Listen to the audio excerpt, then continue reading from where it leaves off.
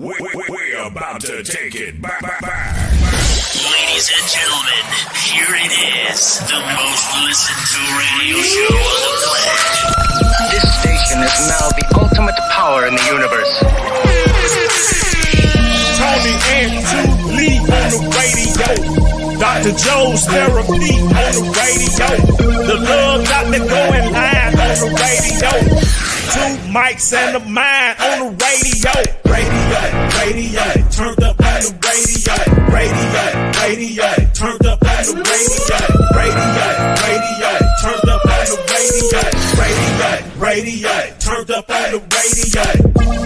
2 mics and a mind. 2 mics and a mind. 2 mics and a mind. 2 mics and a mind. Hello, welcome to Two Mics and a Mind. I'm truly one of your hosts, and John with Resident Joe and the Love Doctor so far. How are you guys doing? I know you're busy. I am doing great. How are you guys? How is this cold treating you guys? It's I tell you what, brutally. It's cold outside, but everywhere I go, the ladies keep telling me that I'm hot. Okay. Yeah. Delirium, and that's fine. That's fine. I am doing good. I am feeling good. I am looking good. What more can I say? Right. There's nothing more you can say.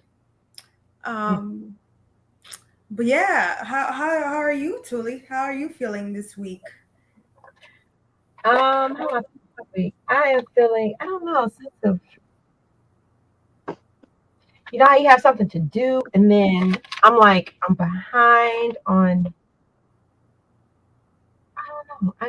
I don't know how I feel. I just feel like I wasted a few hours today. Mm-hmm. But it's okay. I'll get back in. That tends to happen. That tends to happen to me a lot. Yeah, I a couple hours. They do say we shouldn't diagnose ourselves, but sometimes I'm like, I have to have some symptoms of this. Because I tend to waste some time sometimes, and it happens. But get back on track. What happened today? I couldn't even sit still and watch something with my husband. I couldn't do it. And I was sitting there. I was like, okay, I'm gonna do this. I'm gonna sit here. I'm gonna lay here. I'm gonna sit here, and I'm gonna watch this. Despite the fact that I have 105 things to do, but that's fine. So I tried. I just could not do it. I lay there and I was on the computer. I was like, I need to go downstairs. Things I gotta do. So I just left. What was y'all watching? Persons of interest. What were you watching? The Love Doctor, Persons of interest. Listen, that show is so old. Watch Is that the one with Taraji? Is that the one with Taraji on there? Yes, it is. That isn't. You know what? Let me tell you something. Every episode is the same episode. All they do is kind of change the new characters, but it's ultimately the same plot. When they come on, you're gonna try to find out who is the guy, who the killer, and by the end of the show, they figure it out and it starts a new episode. We had the same episode on him. We got somebody to come on here and slander good TV. But what's wrong with Person of that? interest. It's literally the same. Like, you don't have to start on season 1 and go jump to each season. It's made to watch independently. You can just turn it on and watch any episode, and you have missed nothing. No, okay. So it's like different episodes. It's not like a story line. No, it's not like a storyline. It's not like to be continued every episode. Occasionally, you might get a to be continued episode, but it's typically each show is totally independent of the others. Unbelievable, man. You need to watch it from the beginning because you understand the show. So it's stuff that goes and plays back. If you're not familiar with it, you won't understand something. This show was it was on TV. It was made for TV. So when it came out on TV, it was never like, hey, you never had the option, like, let me go back and watch from the beginning. It was literally made for TV so that whenever you turn the TV on and watch it, you can just start watching and jump in from there. Now, for people who caught it when it first started, they understand it, like myself and others who watched it, we know. I think I'm on season 3, episode 11 or 12. So I wanted to watch it. When I get a chance, yeah, listen, it's a good show. Don't listen. I like that the little white dude on there. He pretty smart and clever. Taraji, she feels the black girl, needs to be on there because it's really a white TV show. It just needs her on there to get the black audience involved. It's a couple of them. Yeah, they got to mix good little season. I'm not a fan of her acting. Oh wow. No, I'm not a fan of her acting. I'm sure she's her acting on that show really she's done way better. It's because it's the same. She does the same quote unquote detective work every episode. It's nothing different. Yeah, it's the same. It didn't need her. I think it's a good show. It didn't need her. I think she kind of clubbed the show because it looks for the kind of center around her, and the show is not about her. So therefore, she kind of takes away from it. But anyway, how everybody doing it this night? I'm doing great. Can't complain. I'm thankful. Mm-hmm. Well, listen, good to see y'all another week. Wonderful listener, audience, people that come on here with us, and I appreciate them. See, we got Mayweather on here with us, and Darren and Miss Pratt there. Appreciate y'all guys for joining in, as well as everybody else that listens to us on a weekly basis while we come on here and we talk, open up our hearts and feelings and minds, and express you and talk about news and other things coming up and all those different things. I was wondering, hey, did y'all get to see?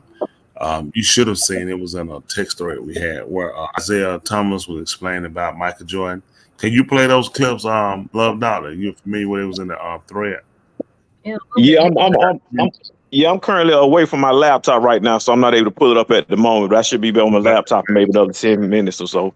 Okay, yeah, that's my first time I was listening to it. I was like, whoa. What did you think about it? What did you think about the way he sounded?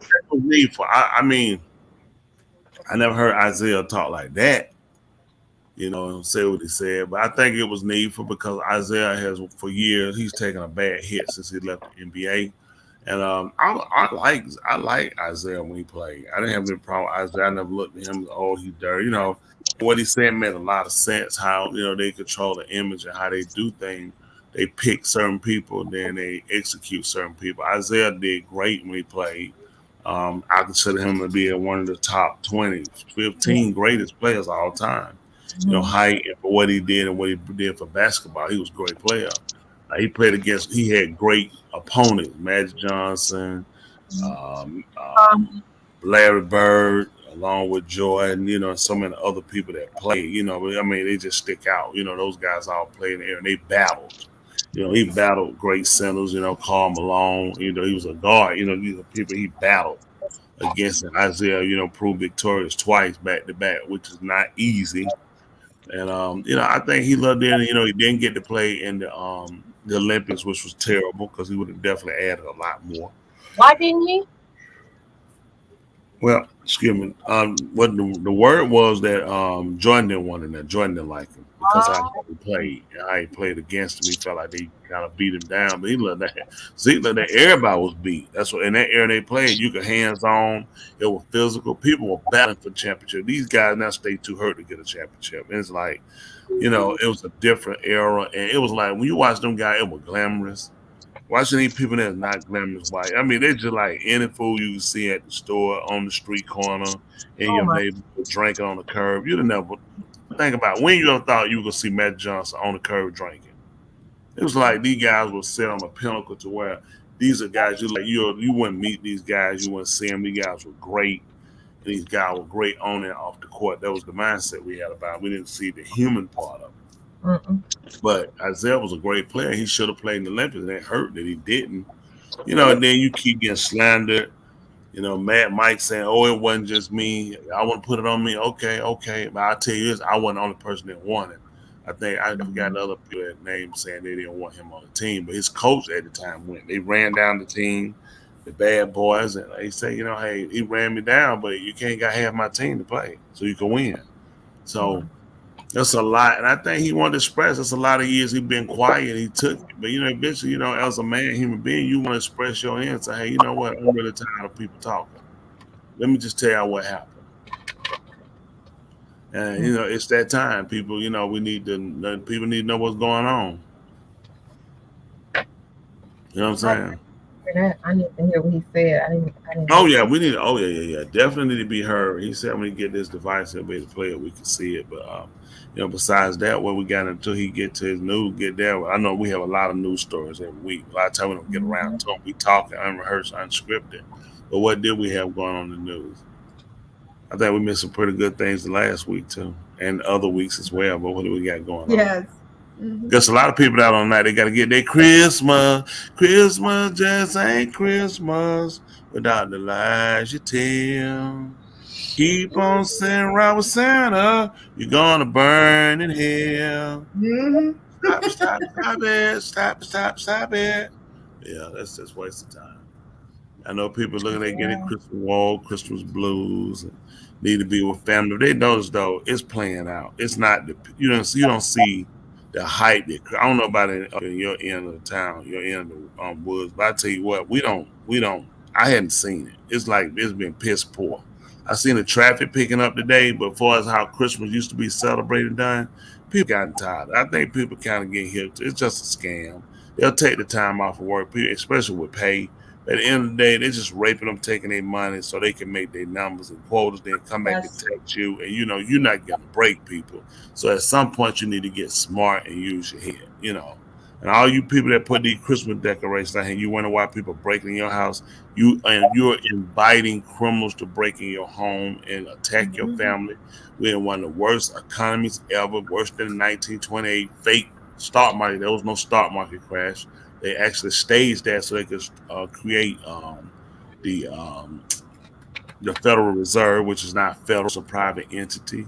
They used the fake crash, and that crash was created because they put the fear on the street that banks couldn't give people back their money. And the problem is they tell you that if you go to the bank, we couldn't get our money out of the bank, right? That was the way to get it. Of course you can't get your money out of the bank if everybody went, because your money's not there. Your money's in loans, your money in processing, your money being wired to other places. So, I mean, but the way they tell it to you, it starts that panic hype of they don't have your money.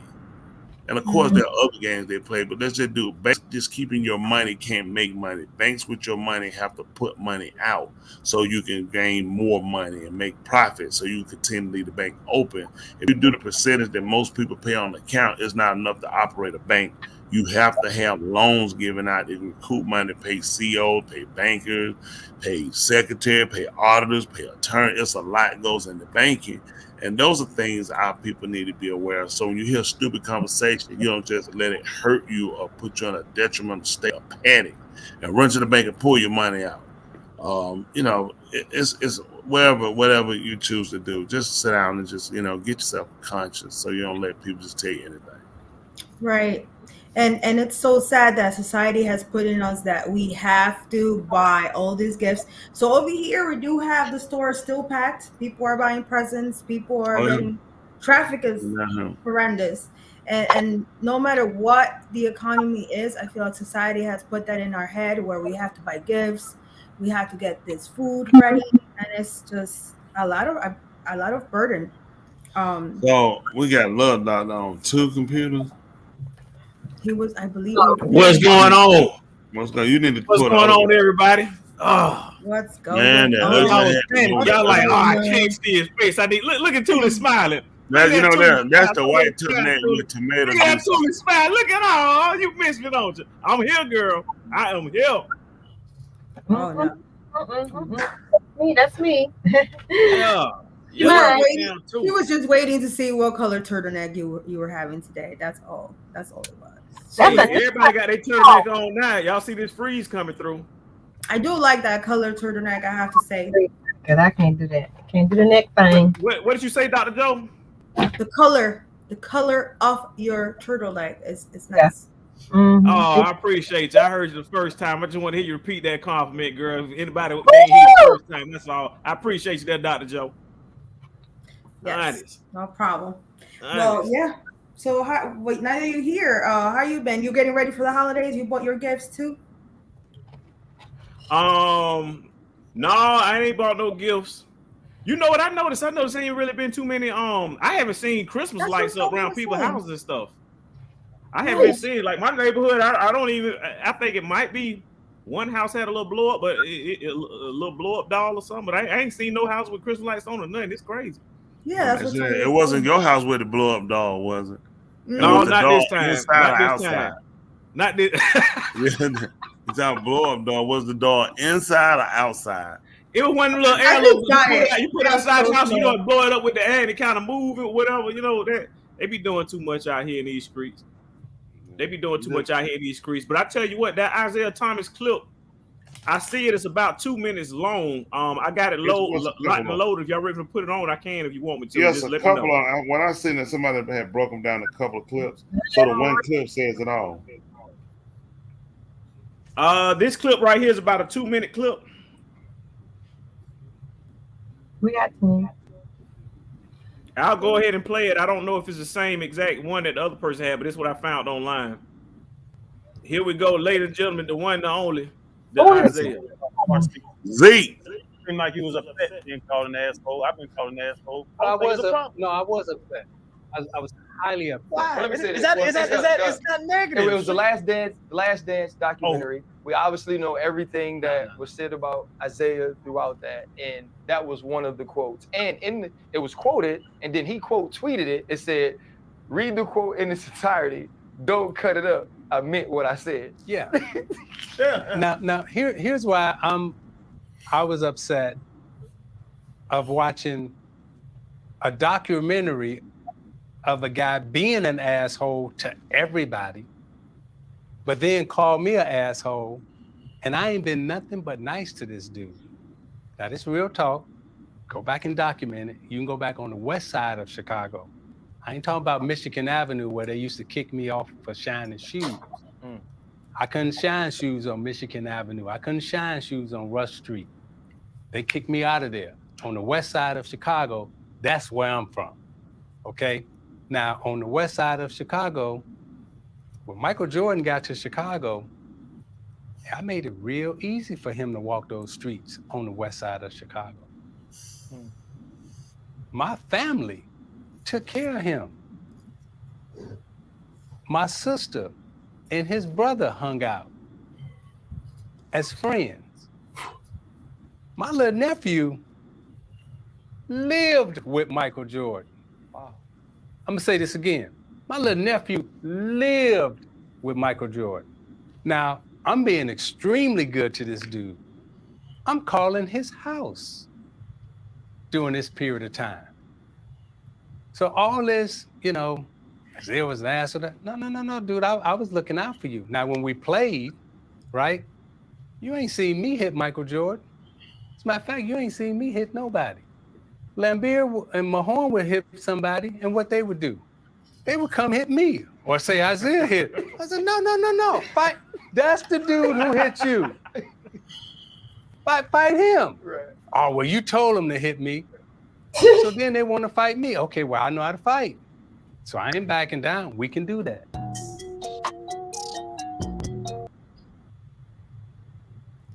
It should be some more.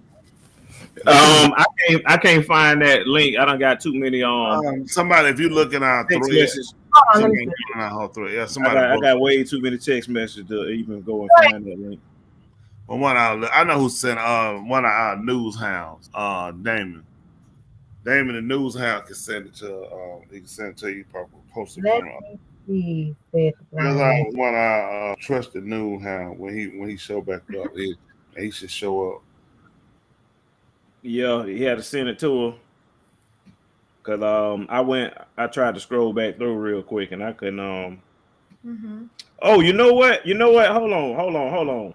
Across the top. I just found it. He didn't send a link, he sent the actual video. That's what he sent the actual file. Sorry. I don't ever remember saying he sent a link. I think I asked for one now, but oh yeah, there it is. Yeah, he sent the actual file. He sent 3. Yeah, it's a lot of files that he sent. I gotta figure out how to get it off my phone, get it onto this laptop so that I can play it. So if y'all get a minute, y'all go ahead. Go ahead. How you get that out? 5 minutes to get it right. Yeah, do that, and then figure out that's probably you the same technique you did with the blow up dog. All he needed 20 pounds of air and some grease and have some fun. Oh, that's terrible. You know how many women they gonna get rid of? You know, I had a doctor once. He was a homeopathic doctor, not homosexual, homeopathic. And I think homeopathic doctors are great. I really love our doctor we use. Now, all of us have gone to her. We shout out to Dr. Chan. She's great, really great people person. As far as helping people, I'm really just, enthusiasm. I have a lot of enthusiasm for what she does, how much she's helped and changed my life, my wife, my son, and others, my daughter, Brett, and trying to get Big Fat Breeze in now.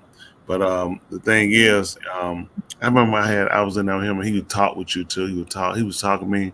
He had got a phone call. He said, excuse me. He was talking. He said, yes, that's fine. Okay. All right, bye. Hung up the phone. And he said, oh yeah, that was one. He said, that was one. They be a little more ruder. So he said, oh yeah. I just looking, I figured it was a patient of the secretary. He said, yeah. He said, that's my wife. She ain't putting out no ass. I'm finna put her out. I was like, wow. He said, anyway, I got a doll anyway I'm ordering. He said, the doll is $8,000. He said, it comes with, you pick the pubic hair. He said, the doll have a cavity.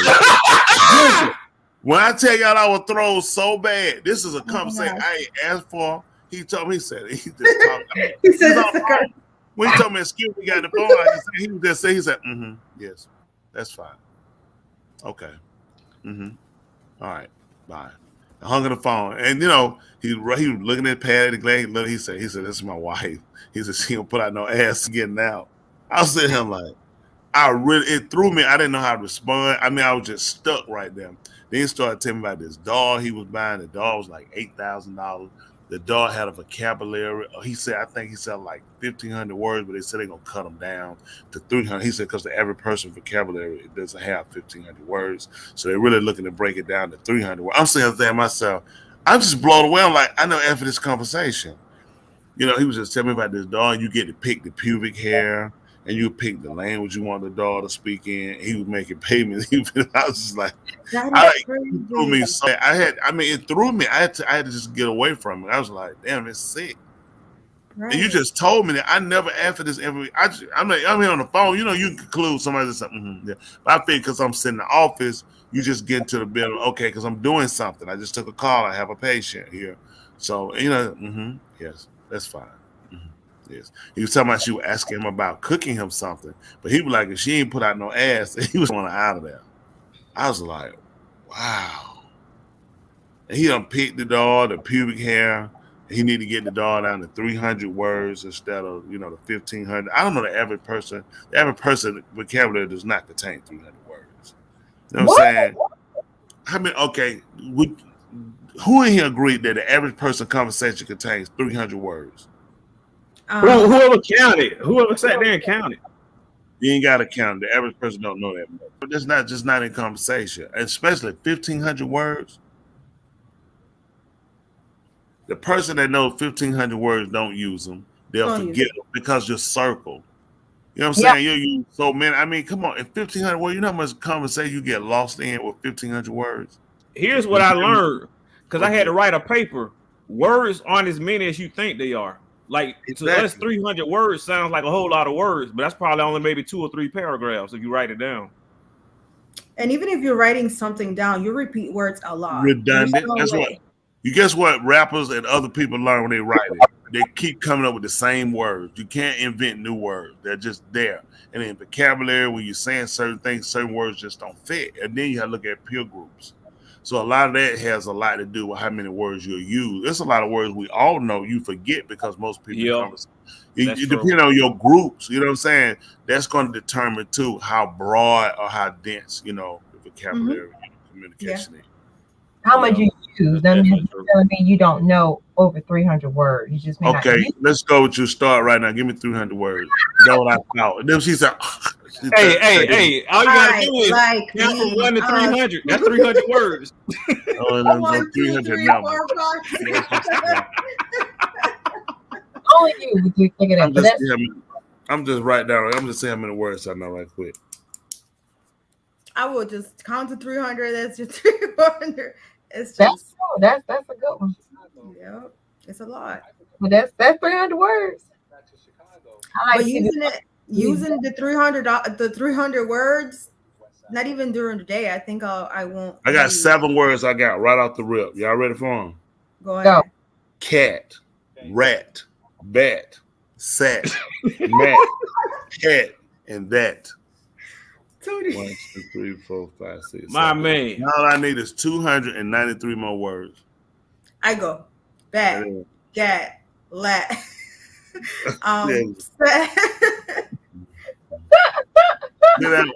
We almost there. So you gotta pick word that let you kind of keep rolling. Here goes somebody now talking about they know way more than 300 words. I know the person. I never heard them use over 4. They just in their mind, they thinking they do it. Person, you're in her group, and we just heard your list. So that's probably why you haven't heard her over 300 words. Let me tell you something. No, I know some words. Let me tell you something. People don't know 300 words. They can just stop it. You understand how many 300 different words you know? I think people know 300 words. I just don't feel like they use 300 words. No, but the average person does not. Right. And then the less you use them, the more likely you are to not recall them. You know what I'm saying? How many words? How many words do y'all feel as though the average person use? Probably 50. Wow. Okay. So the average adult use 50 words. So how many words does a kid use? There's a kid that's 12 years old. How many words does a kid that's 12 use then? How about 20? Probably about 20, yeah.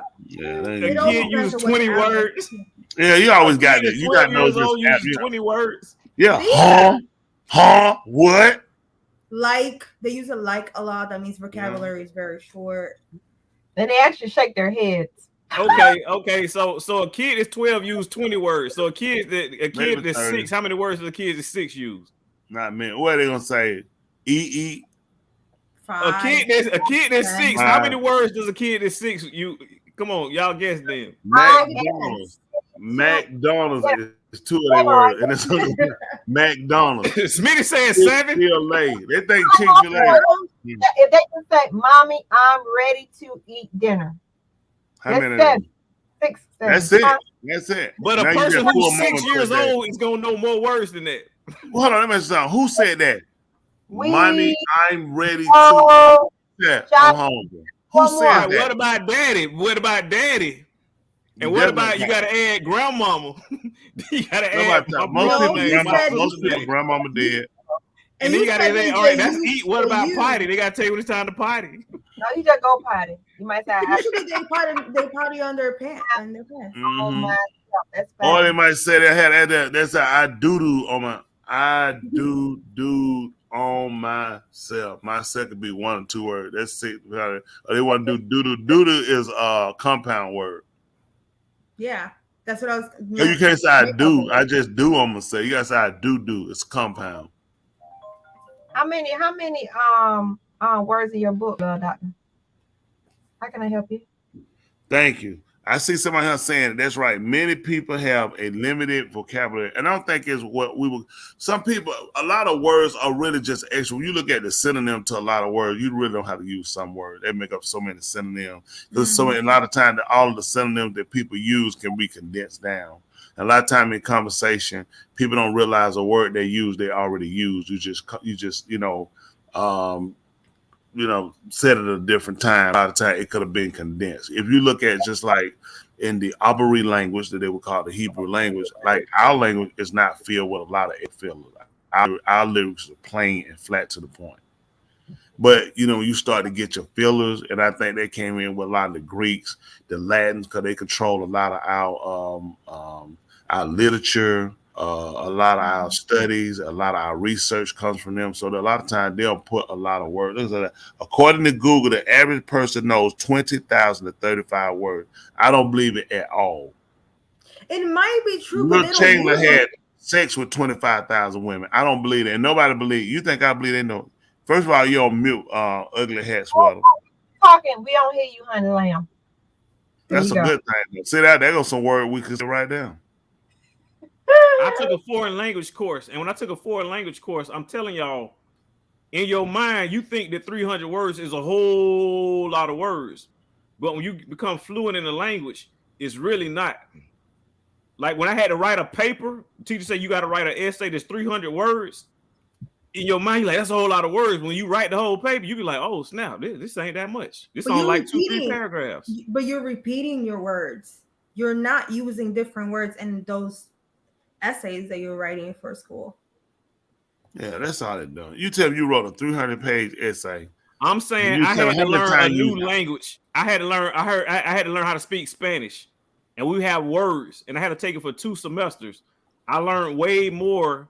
In order for me to become fluent in Spanish, I had to learn way more, and I was surprised how many words that I had actually learned by the time. Like when I actually went to Puerto Rico, I was like, oh, okay, I remember all this stuff. I'm able to pick up and learn more of a language. Look, doctor, we want to hear you speak Spanish. Somebody want to say ¿Cuáles now, son tus planes para hoy? he ain't said nothing. Nothing. Okay. Make him tell me. She thought I was gonna hit her with the regular basic como está and all that. You know what I mean? Nah, I told you. And I am rusty because I used to do it really, really well. But it's like what Tony was saying: if you don't use it, you'll lose it. 100%. And speaking of using and losing, I was able to upload those clips from those Isaiah Thomas. Y'all want to go ahead and play it now? Yeah. You want to lose it. That's what I'm talking about. That's how many words he got. Yeah. On the west side of Chicago, when Michael Jordan got to Chicago, I made it real easy for him to walk those streets on the west side of Chicago. Mm-hmm. My family took care of him. My sister and his brother hung out as friends. My little nephew lived with Michael Jordan. I'm gonna say this again. My little nephew lived. Now, I'm being extremely good to this dude. I'm calling his house during this period of time. So all this, you know, Isaiah was asked that. No, dude. I was looking out for you. Now, when we played, right, you ain't seen me hit Michael Jordan. Okay. Now, on the west side of What's going on with it? This he said, what he said, he hit him, he said, Bill. That's one video. That was one video. You got them in order or you just playing them? That was one video. I'm just playing them. I don't know what order is what, but I'm just playing what I have uploaded. Here's the second video. Y'all want him to win? Okay. Y'all changed all the rules so he can win. Mm-hmm. Wait a minute now. These are the facts, right? I go down the lane. I get my ass beat. You see pictures of Michael Cooper scratching Larry Bird's jersey off, right? You see Kevin McHale slamming Kurt Rambis to the floor. You see Dr. J, you know, fine on Bird, right? Everybody getting hit. Oh, but he can't get hit? Yeah. So we're going to change all the rules so he can dunk. They're marketing the dunk. Yeah, what? It Y'all did. want him to win? Y'all change. All right, that pretty much a loop. I'm gonna tell you what I hear, but I want to hear what y'all That's hear some first. more that said. We didn't get to finish hearing. We don't want to hear nothing you said. You don't even know what happened. The man did an hour and a half video. I mean, hour and a half interview. I don't know. I need to look at it. and I see played it. the clips that they were sent to me. It sounded like he was hating on that video that we just played. That what it I sounded didn't like. get that. I think you hate. Man, you didn't grow up watching Zeke play. Zeke was really good. I'm a Michael Jordan fan. He's telling people what people need to know. Everybody, you know, because he's got a man. If you don't know how much they have just laid into Isaiah Thomas about stuff, and that, you know, I'm sure, man, you pissed, man. You sick of everybody throwing your name around, like, you know, damn, man, he looking at how I get in this. You know what I'm saying? I think he's more pissed off with, you know. And then, you know, you get a bad rap, bad name, everybody running you down. Yeah, Michael Jordan. People hate you because of Michael Jordan. You're like, come on, man, be for real. That's wild. If that's I didn't know that Isaiah got ran down like that. I didn't know none of this stuff. Yeah. See, this back in the day, this before social media. So all the stuff that he's telling us about behind the scenes, that was never like public information.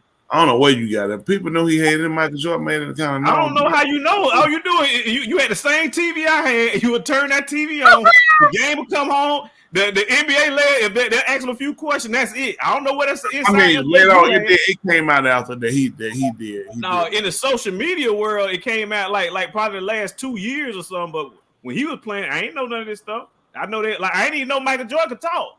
He'll do his interview. I went up through the hole. I took it to the fourth corner. That was it. And that's all you see of Michael Jordan. You have to wait till the next game to see him again. Wow. Hope they'll show a little 30-second clip in the press conference. That was it. Charles Barkley said the worst thing that ever happened to these players was that social media because you actually get to see more of them outside of the court, off the court.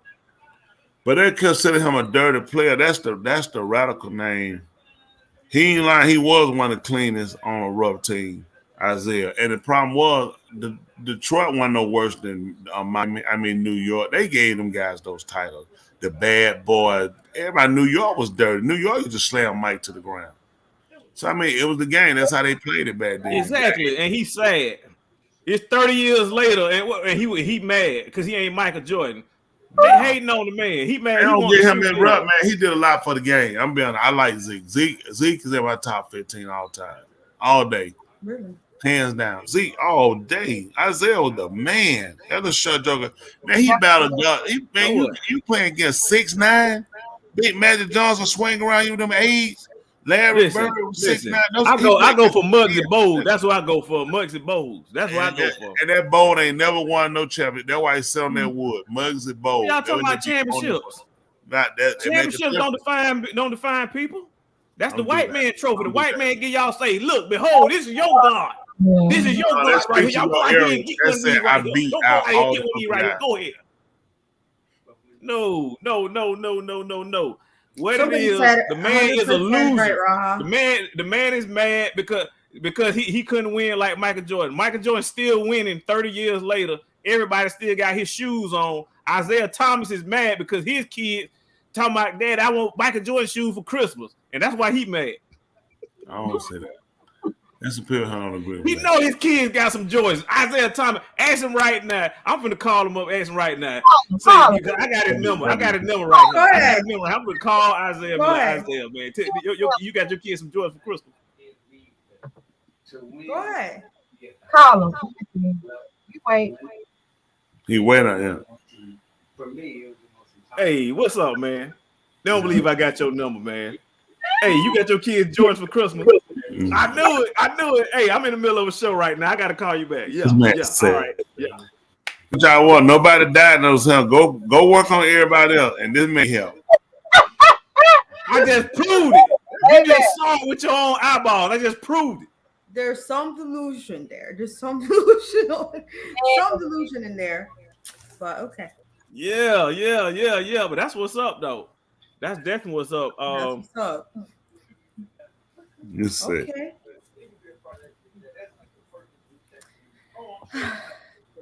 Man, you are sick. Well, so that was all they had, and I thought they had something else he said on that too. Now I had heard one of those clips. He used the MF word. He was pissed. Well, I tell you what. Speaking of pissed, look here, another video of somebody that was really, really pissed in this airport. Was that an airport, Tuli, that you sent me? Airport. Sent you. You sent me a video. You told me you wanted to play it during the show. Oh, yes. That was, yes. Mm-hmm. Yeah. You want to take this opportunity and segue to your clip? Because he talking about people being pissed, and that lady right there knows she was hot. I'm trying to figure out why are these women, particularly of color, acting out in these public places these days. What is happening? Like touching people, doing things. Just watch this retardation. I'm sorry.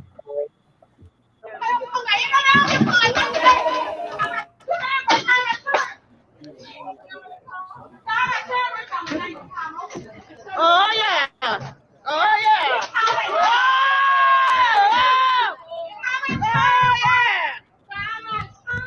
Yes.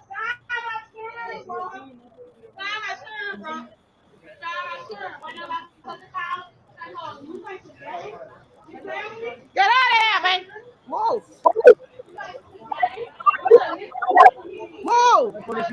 Get out.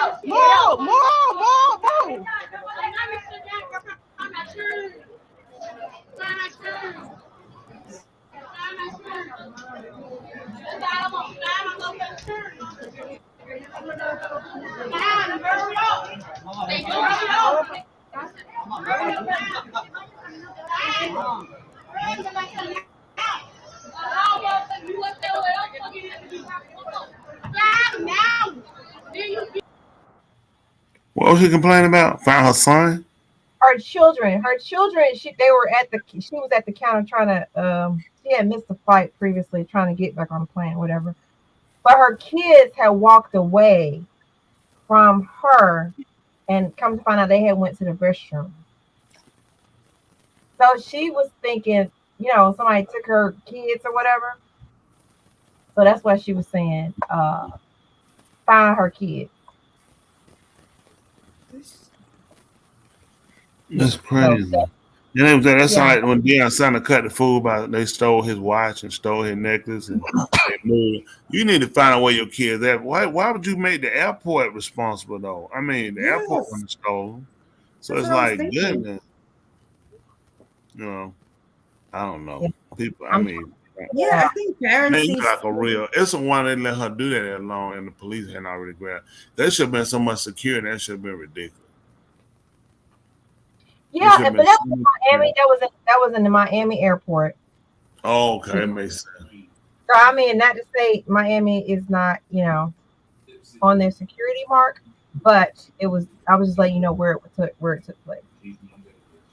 My. I just feel like people should be a little bit more take accountability of what they do. Like Tony said, you should be responsible for your children. What does the airport have to do with your children? I don't know, but she was charged with aggravated battery, criminal mischief, and disorderly conduct. And this happened on Tuesday. Oh, this week. Yeah, this past week. When them teddies out. She had a tank top. Aren't you do that? I missed. That's true. It's.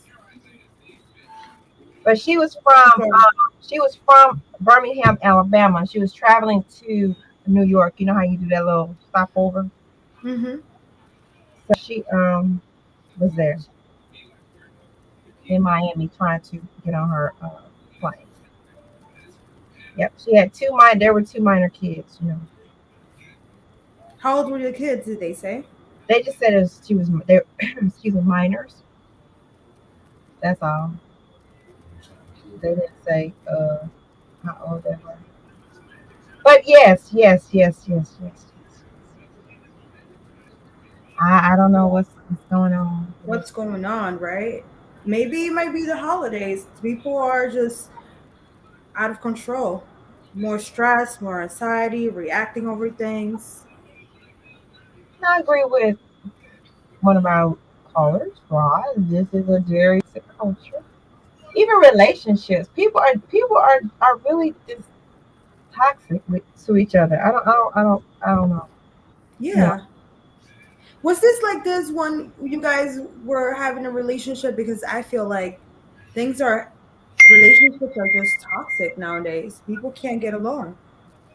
I think people, for me, not if we didn't, it was a clean break. It wasn't anything like I'm gonna get you with her because you were her. I'm gonna do something to y'all. It was a clean break. Okay, good. Right.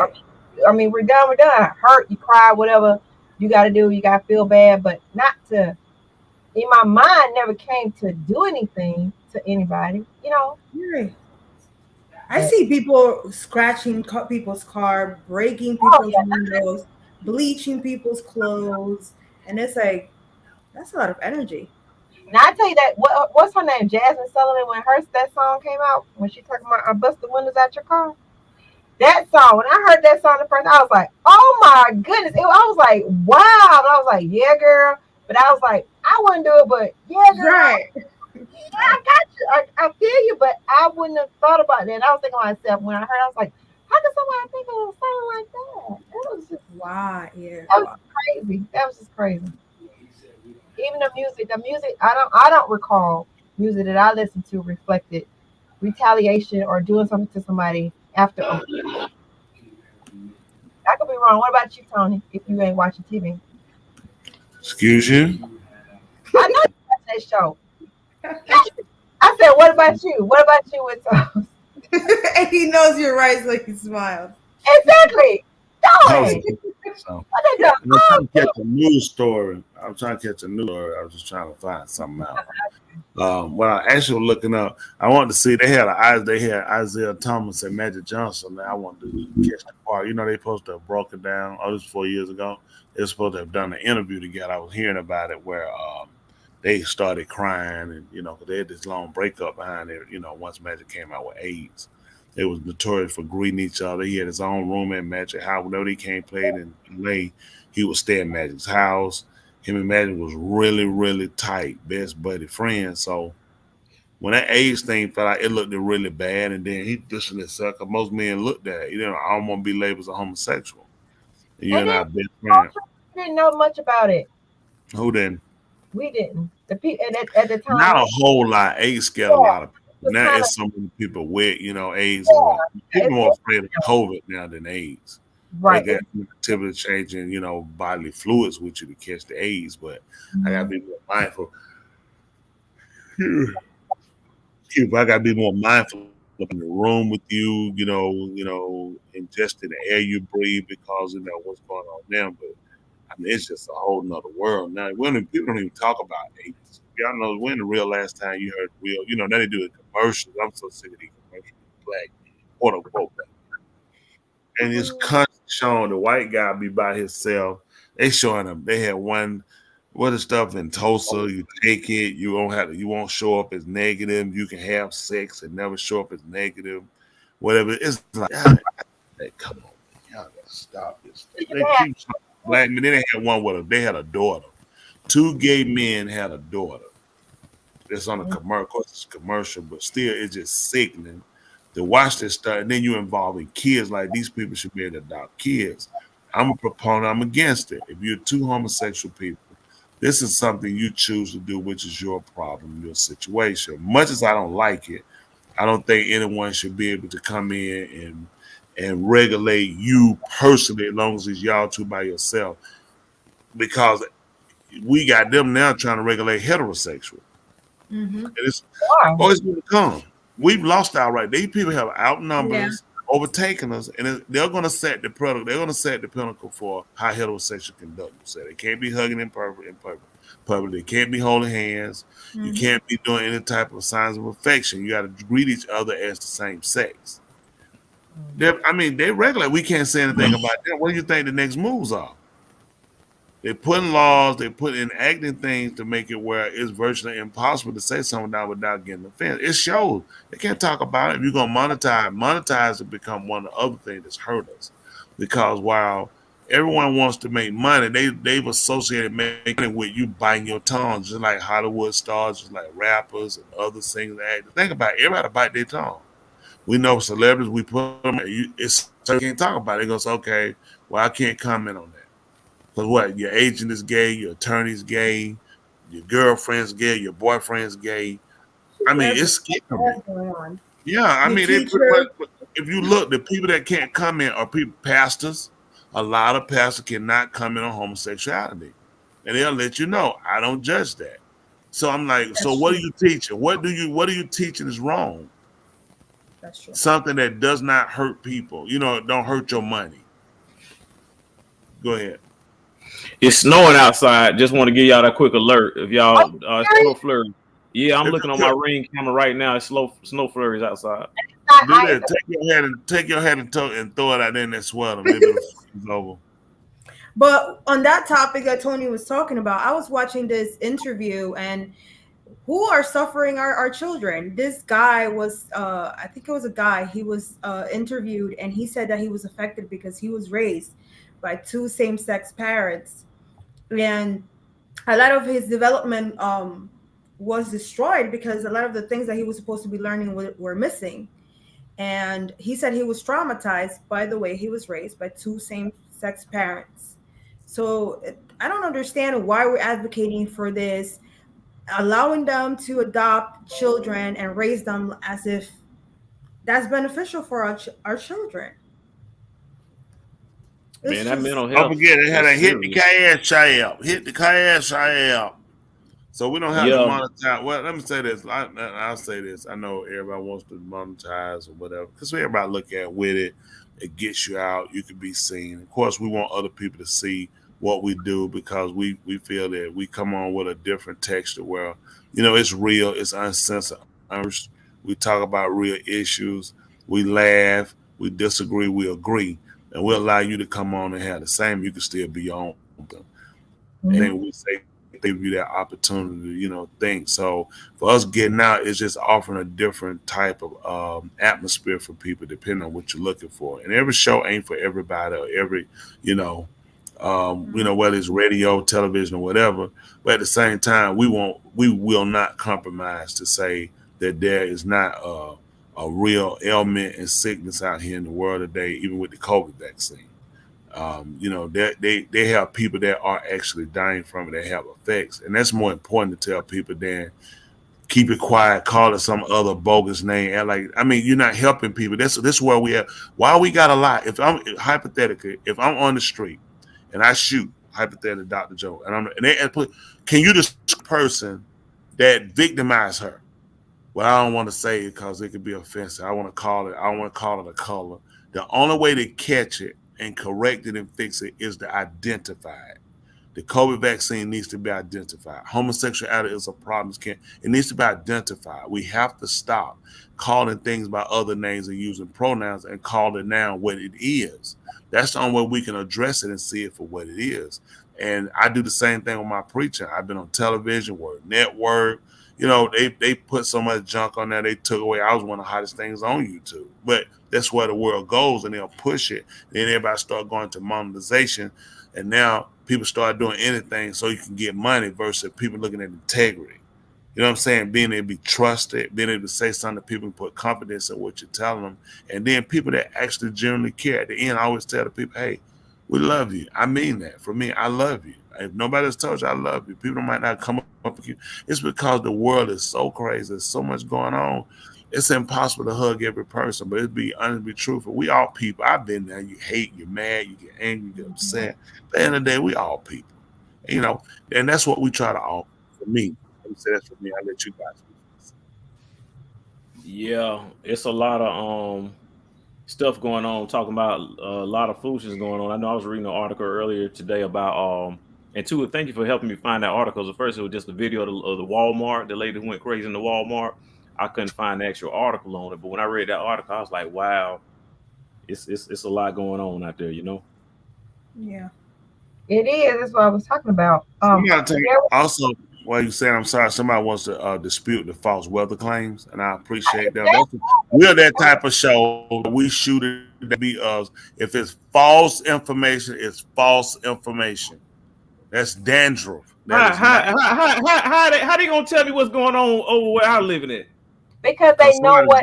Somebody said they drove over there at your house. I'm looking at the Ring camera and I see the flurries on the Ring camera. That's rain. It might not be that. The light going this way, floating around. Because it's blowing. Yeah, because a mist. It's a mist, and the light is hitting it, so it looks like it could be snow because the light is hitting the water, and you can't see because of that ugly hat. Well, the hat wouldn't be so ugly if it weren't for that pumpkin sweater you got on. I know Dr. Joe said she liked it, but she should tell patients that everything's okay even when they sick till she can get them better. Say, really, you was a sicko back then.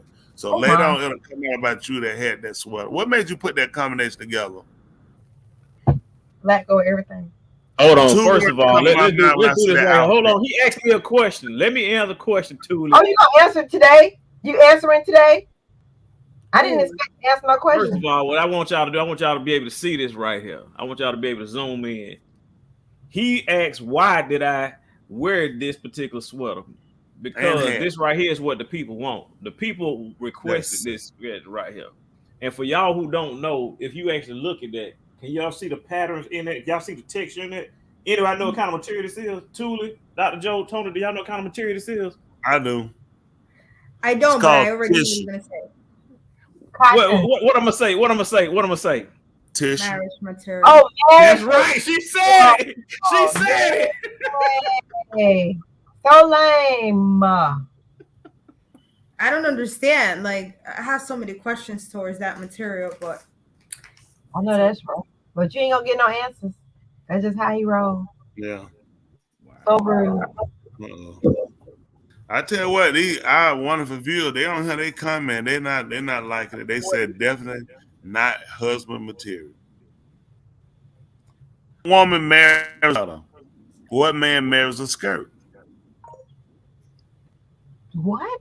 Oh, that hurt. Now you gotta think about that answer. Now, what was you telling about the Walmart?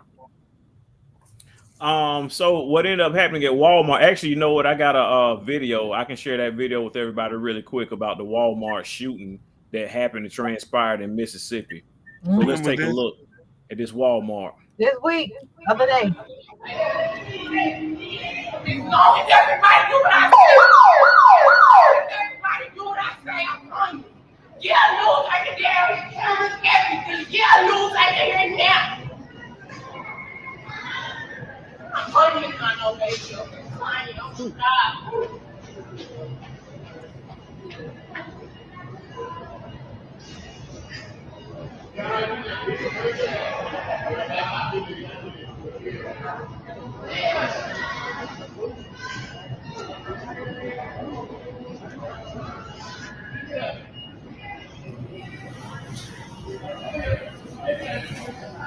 She got her hostage.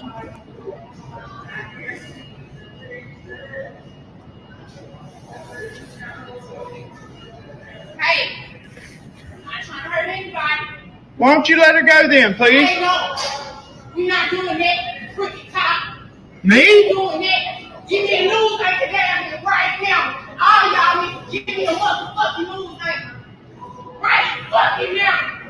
Please let her go. Hey, give me a news anchor down here now. I'm not trying to hurt anybody. Give me a news anchor now. Then put your hands up. Walk out here where we can see you drop the gun.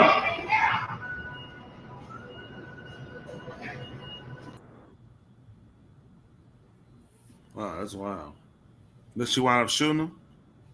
They killed her. She got killed. She got killed, yeah. They popped her. Yeah, when they bring SWAT in, she was standing too far from him.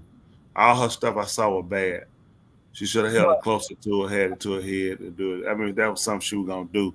But truly, she was emotional about something. That's most people don't have any skill level when it comes to something like that. If you did it, but the part is, it's sad that she went to that. But you could definitely hear the anger in her voice and read. She grabbed it. I want to wait and tell the people the whole story. It probably when it didn't merit all of that. But people don't realize for people of color, and of course we can all run her down and say, what happened. A lot of times our emotions will get, we're emotional people. You feel like you've been pissed, you've been played, you've been hurt. Sometimes it can be that one situation that pushes a person over the edge. A lot of times people are like, oh, that's crazy. It wasn't that. Yeah, everybody second guess when they're over and when it's not them. I don't know I don't know what all she had going on. And with dealing with that, this is the one situation now she put herself in. Now you can't back out of it. Like I said, just let her go. She looking at what I know where it's going. I had a white lady hostage with a gun. I put this gun down. I know where it's going. And she wound up putting herself so far that the only out was to die. And it's sad, and that goes with, having these real conversations, real talk, so people can learn other means of saying, when you make the decision, how far are you willing to go? Even if it costs your life, we have real causes that she could have put her life on the line standing up for. Anytime I with a gun that she could have stood for, been an advocate, proponent for. And yet you threw away your life to make this decision. But I'm just interested, do we know why, and then what led to this? Yeah, what did the article say? No, it just said, hold on.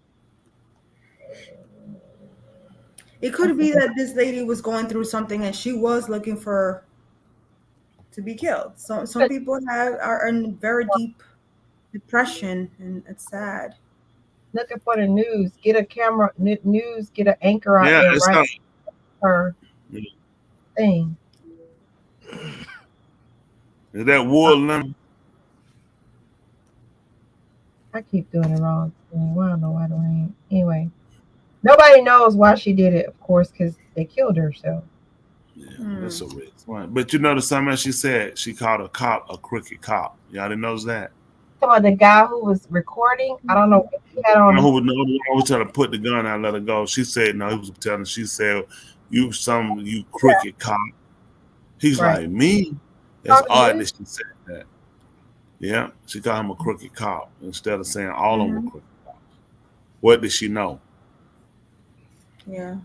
Yeah. What would have happened if the news media would have came? What? And a lot of times they won't give you the news media because a couple of things look at what you could say.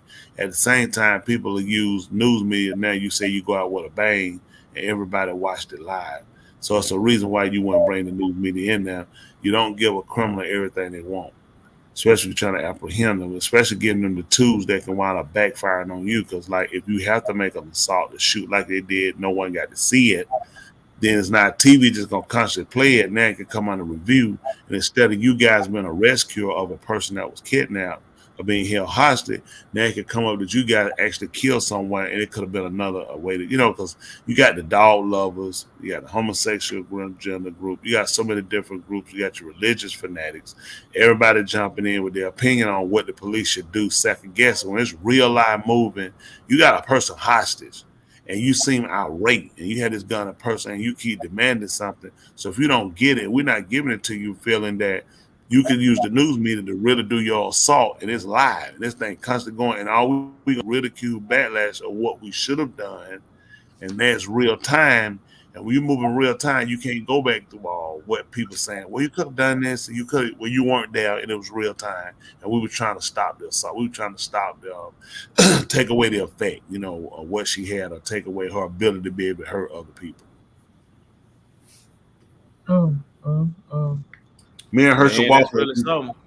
Well, Herschel Walker, he used to be an FBI. Yeah, I had went to the special op training and Secret Service, him and Wayne Williams. I don't know why these guys like to tell lies and say they're with these places. They know they're gonna expose them when they do it, but anyway, they do it. So there it is. It's sad. And she looked to be in her 20s?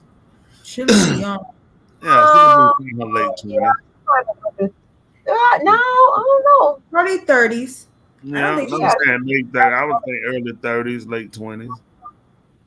From the voice, I don't see her as a 40-year-old. From the voice? I said from the voice, I wouldn't take her as a 40-year-old. I would take her as an early 30s, late 20s. And sometimes you move and you get so upset, you got to look at when you make these decisions, how far are you out here and where this can go. Yeah. Yeah, and in my field, I do. These are questions need to be known. Somebody know. They could tell you how it started. They had it out at the cashier, at the customer service, was she trying to get a money order? That's a lot. When you take a person by hostage, it's one thing we going at it. Okay, I pull out the gun and I'm going to shoot you or slap you or we get to fighting. But I take you hostage, it's something going on. That's deeper. And that's something that should be kind of dug up and saw what happened. What led up to it? What was she dealing with? This the week of Christmas. What pissed off? What did she lose her job? Earlier that week. Yes. And you walked, and this lady was just that one thing to set her off with attitude or disrespect. I don't know. I'm just saying something that's a lot. Where am I? I can't go home. I'm holding a gun to your head in a Walmart. Going home is not an option. Yeah. I was about to say it has to take a lot for you to grab a gun and put it in somebody's head. You have to be going through something that at that point you just don't care. And you keep asking for the news. Why are you asking for the news? Yeah. I kind of hate they didn't get that before she no, they would have never let them in. I'm sure they were down. They on the radio. You can't let them in there because it can go bad. What if she shoot the news reporter too? Now you just cause another crisis. The whole end of when you come to stuff like this is stop the threat. Neutralize the threat. It's not add more people. You don't need any more people because everybody in Walmart should have been cleared out. Only people should have been there was her, the lady she was holding hostage, and the police. Yeah. Nobody should have been Walmart. Period. I don't care if it was nobody. Everybody. Trying to neutralize. You don't get more people. But Tony, what you're saying is like basic training, basic common sense. Why are they not doing these things when it comes to these situations? Instead of just shooting and killing someone, after knowing America is running by depression and anxiety at higher than 50% around world country. So if you know that something's going on, because again, it doesn't take, somebody has to be out of their mind or something's going on in order to grab a gun and put it in their hand. So just use your common sense. Something's going on with this woman. Let's evacuate the place and try to deal with this situation and not end up killing the person. So I don't know why is it that they're not doing this protocols. Somebody says she's 21, so she is young. Where's Helena? Is that the same person? Well, you from Arkansas? You ready to go out? Arkansas, that's your homeland. Yeah, Arkansas. Yeah, Arkansas don't make it. Ain't right. She might have been. I told you. I said, did I not say at first 20s? She did not. She didn't 20 to me. That's right. Y'all, listen, what I told y'all. Y'all say I went with y'all. I said early 30s, late 20s. She said I went with y'all. You remember I said that? I said she's definitely not in her 40s. I said late 20s, if 20s. I knew she was young. You listen. I definitely didn't think she was 21. She was a First baby. time I verify that. Because at 21, it makes sense. I'm telling you, nobody late 20, early 30, later 40 would make that decision. When you come, you already have in your mind, I'm not going home. I can't go home. This is not going to end that way. I can get shot. A lot of things she did, she didn't process it well. And it went to that point. Something happened and triggered her. But she triggered to a point they looked at, you ain't going home. Yeah, in Arkansas, they supposed not letting you go home. In Arkansas, you had a white woman cop. That's Walmart. Walmart home office in Arkansas. Oh, yeah. She was in Mississippi, but yeah, okay. Oh, she was in Mississippi. Yes, sir. But she was in Arkansas. I think they did Arkansas. I don't know. She was something. Yeah, something triggered her. And she kept wanting the news. She wanted to let them know what happened, and she wanted to get her side of the story so she didn't look crazy. And she put that gun down. She know they got it. Her story wouldn't come out the way she needed it. Man, it's bad. That's bad business, man. That's bad business. That's bad business. But it's a continuous process. Oh my goodness. Oh my goodness. But y'all got any links or whatever y'all want me to share? Any private articles or whatever? Definitely hit them up in that private chat, and I definitely pull them up for y'all. You want me to share the screen? I know some other stuff that's been in the news has really been going viral. Is this whole Deion Sanders thing? He's back again, and this time he actually did an interview, a detailed interview. Here's a quick little 30-second highlight from his interview. A segment where they asked, "Is Deion Sanders a sellout for you leaving an HBCU?" People said he. Let me stop you right there. Okay, go ahead. What did I sell? The dream that was I wanted these kids to get the notoriety and get to the NFL. We did that. Right. The dream that we want better facilities and we're overlooked and underfunded. I've established that. And we made strides towards that. Okay. The dream was that I believe. Wow, that's great. And I could believe that we could graduate at a certain rate. I believe that we could treat these kids and raise them to be young men. That was the dream. Why did you stop dreaming? I ain't. Right. The dream continues. CNN had a segment where they asked, "What happened?" I just played about 40 seconds of it. It's an hour and a half long interview. Need an hour. Well, we didn't get nothing from that. I don't know what. So tell me what we got. They say you're so the title line, when you type in his name, it's a lot of title lines. I just picked a short clip. I don't know everything, but basically that was part of his rebuttal. Based on what he was saying, is that on this? I mean, he said what he said on that rebuttal. Right, he just said why they stopped dreaming. He didn't.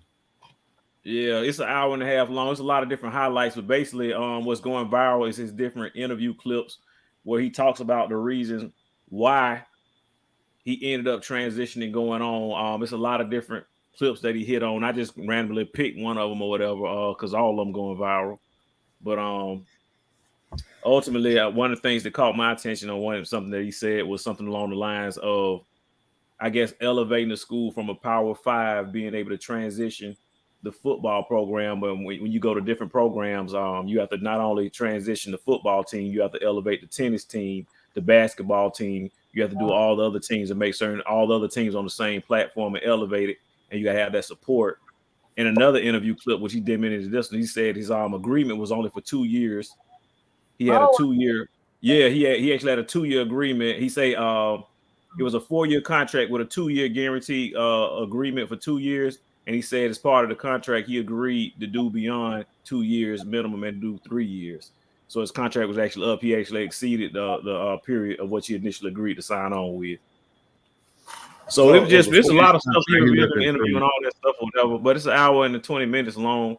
It's pretty thorough. I just know that he's blowing up. He's going viral right now on a lot of different topics about HBCU. And the overall thing that he was saying is that we all as a whole should continue to support and give back to HBCUs because there's actually a lack of alumni giving back, and we all should consider giving that. So that was pretty awesome right there, I thought.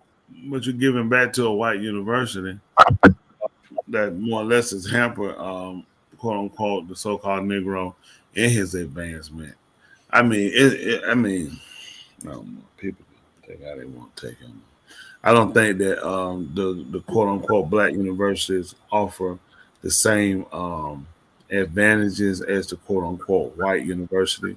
You know, on a lot of ends, you know, there are curriculums you could take that they might, you know, master a little better, but overall, they're going to respect that white degree over that quote unquote black degree any day of the week. It's the opportunity, the doors that open when you have a Stanford, a certain university you put on there, Berkeley. You know, a lot of these universities are renowned, and people are going to respect them more. They're going to respect, you know, A&M, agriculture, mechanical, which are great schools on a lot of ends, engineering. Anything in agriculture, they have a lot of great programs. So they have good nursing programs, but they don't get the notoriety and give you the opportunity. You might get the skill level, but you won't get the opportunity to get to a major platform where they'll offer you the money. They'll offer somebody with an Emory degree. You know what I'm saying? Mm-hmm. Georgia Tech degree. You know what I'm saying? A Florida State degree, a UM degree, private universities. You pay that money because it's not just about what you learn, it's the influences it gives you. And the opportunity that people push you in the room. They say, this is why we charge what we charge. We're going to put you in the room with people and they hear, that's where your degree come from. We're hiring. We look for people that come from this university. That's why they can charge the amount of money they charge. Versus the HBCUs, they can't really offer you opportunities when you leave. You have to really get out. You have to scratch and make it. And a lot of times they're not recognized. Now you got to say whether or not you agree. I think it's all about connections. You're right. You're put into places where they give you connections, like your internships. Your internships are in places where they open doors. Well, you get jobs when you leave. Love Doctor, you went white university. They put you in for when you did your intern. You got hired on, didn't you? Your intern. Yeah, I had the actual benefit to attend both a HBCU and a privately white institution. So I do see the pros and cons. You know, from being on the inside of seeing both perspectives. One thing that I noticed is that obviously we know that they're both actually owned and controlled by the whites. So we know that beyond that aspect of it, we also know what I didn't know is the white school actually owned all the news stations. So all the crime that was ever reported on the news stations, even though the schools were literally 5 minutes, the campus was 5 minutes from each other, all of the negative crime that would go on the black school, that would make news headlines. I remember one day I was walking around the white campus school, and one of the students actually committed suicide. They went to the top of a dorm room that was probably about 10 stories high, and they jumped down and killed themselves. The whole road, streets blocked off. I mean, everything. It didn't make the news headline not one time, but that same night, all the crime about cars getting broken on the black school campus, that will continue to make the different headlines. What I also noticed is that when it comes to the actual, I think Georgia refers to it as the STEM program, science, engineering, mathematics, technology, the STEM. The quote unquote A&M universities, which are predominantly black or historically black, quote unquote, those actually have better programs to the degree of that. Even though I attended a predominantly white institute, their engineering program, they would send their white students to the black school for their engineering program because their engineering program was that much more supported and things like that. So that's how I kind of had the two different experiences or whatever the case may be. But yeah, it's really, really an interesting perspective overall as a whole. I just think that looking back, it's just overall school. I mean, the trap of school, the trap of education, just really learning how to navigate those. Because even though I did go to a quote unquote good school, I still only use about 10% of the stuff I learned in the classroom is what I actually use in real life. That's kind of sad if you ask me. I mean, that probably went anywhere, not just because you went to an HBCU. Yeah, me too. Though it's all about experience. At the end of the day, I feel like my internships helped me more than the school itself. I mean, but my aspect of it is I spent like the first 20 some years of my life in education, and I'm only using 10%, 7% of that stuff that I learned the first 20 years of my life. I'm actually using in my life. It's almost like, well, the other 90% that I was using was a waste. So it's more so of looking back in terms of maximizing your time and your potential. It's like, hey, what if I'd have used that other 90% learning how to do other different things? How much further beyond would I actually be? No, I 100% agree. Mm-hmm. I feel like a lot of careers could be learned somewhere else, but it's that diploma that actually, or license that you need to get in order to make that money. But the school itself is a ripoff, just taking your money. Oh yeah. Oh yeah. Oh yeah. Oh yeah. Oh yeah. I'm definitely one of those things. Definitely understand what you mean. But I think it's a really cool topic about that mental health and having you discuss it more and explore it more, because it all starts right here in the mind, you know? No, definitely. And you mentioned someone jumping off in school, and that happens very often, believe it or not. It just doesn't come out of the news. Because for some reason, especially in minority schools, it's just a lot of pressure when it comes to school, keeping grades up, working 2 jobs, paying these bills, problems at home. It's a lot. And most of the times, a lot of our youth start using alcohol while in college. Oh, wow. The percentage is pretty high. That's because of depression and anxiety, so much pressure for them. With alcohol in college. What? Not what I use alcohol. I use alcohol in college. You say you alcohol in college? Oh. Yeah. Yeah, drugs and alcohol in colleges are very. Oh yeah, I use drugs too when I'm down. There you go. Mm-hmm. It definitely exposed you to. I mean, I think the things I learned outside of the classroom were more, impactful or even more detrimental, is what it actually did. I think I got exposed to a lot more things at a faster rate. College in itself, especially if you're dorm. You never drank or smoke though. And it's a reason for that. I got exposed to a lot of stuff at an early age. My best friend, his father was a domestic violence, and he used to always go home and he'd get drunk and he'd beat up his mom. Mm-hmm. And I know my dad actually worked at the police station, so I would get the police report of the incident of what happened, because my dad would know, hey, he was back in jail again and all that other stuff, and just seeing how that impacted him. Of course, kids out of curiosity, you would try to do stuff, but and my first week or so in college, I got exposed to alcohol poisoning. Seeing like somebody literally die, not die, but seeing the bile, the green bile and all that stuff come out of their mouth and all this stuff. And I remember it was one year I was a college a resident assistant. That's basically like the hall monitor. And it was a co-ed dorm, meaning both guys and girls were on the same floor. Oh, that's what co-ed means. And I remember what ended up happening is some of the parents, they would always say, hey, here's my daughter, take care of my daughter, watch over my daughter, here's my number, call me if anything goes wrong. I know how these kids can get up here and get crazy and whatever the case may be. And I remember literally that mom left later that night. Her daughter was passed out, alcohol poisoning on the floor, had to call the ambulance and all that stuff to get her up. Yeah. Did you call? No, I ain't call her mama.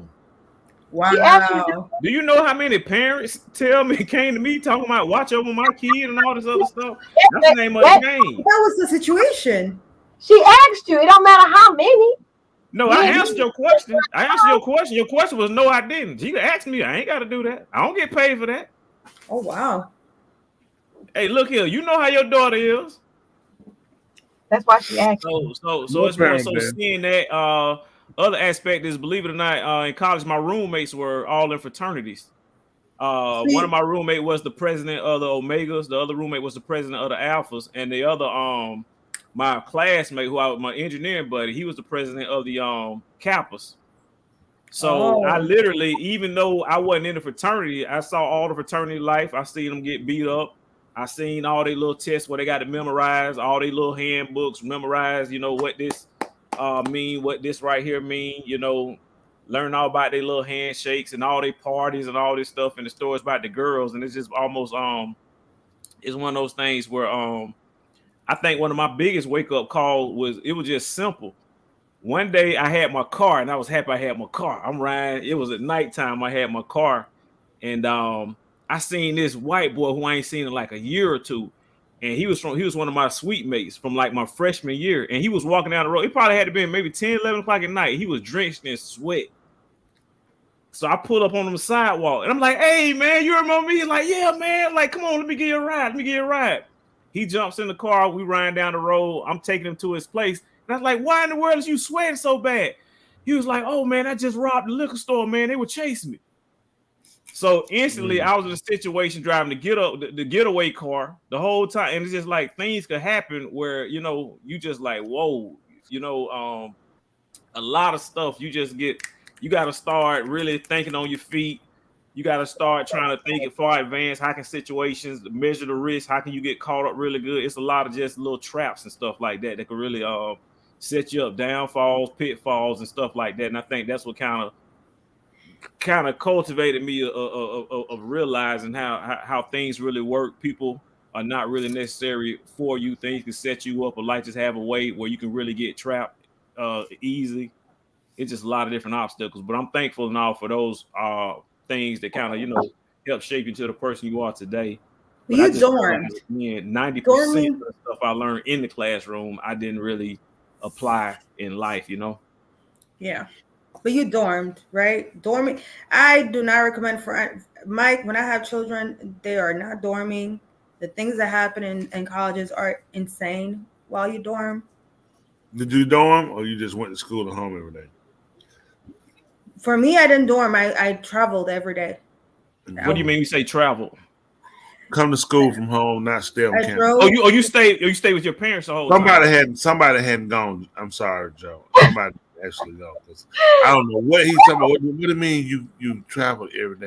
Because if anybody go to college, if you go to college, first of all, you probably gonna move and relocate every 4 months. So every situation is different. Every semester, your living situation changes. So you can go. Well, I wasn't allowed to dorm. Traveling off campus, traveling to on campus dorm. You can travel to an off campus dorm.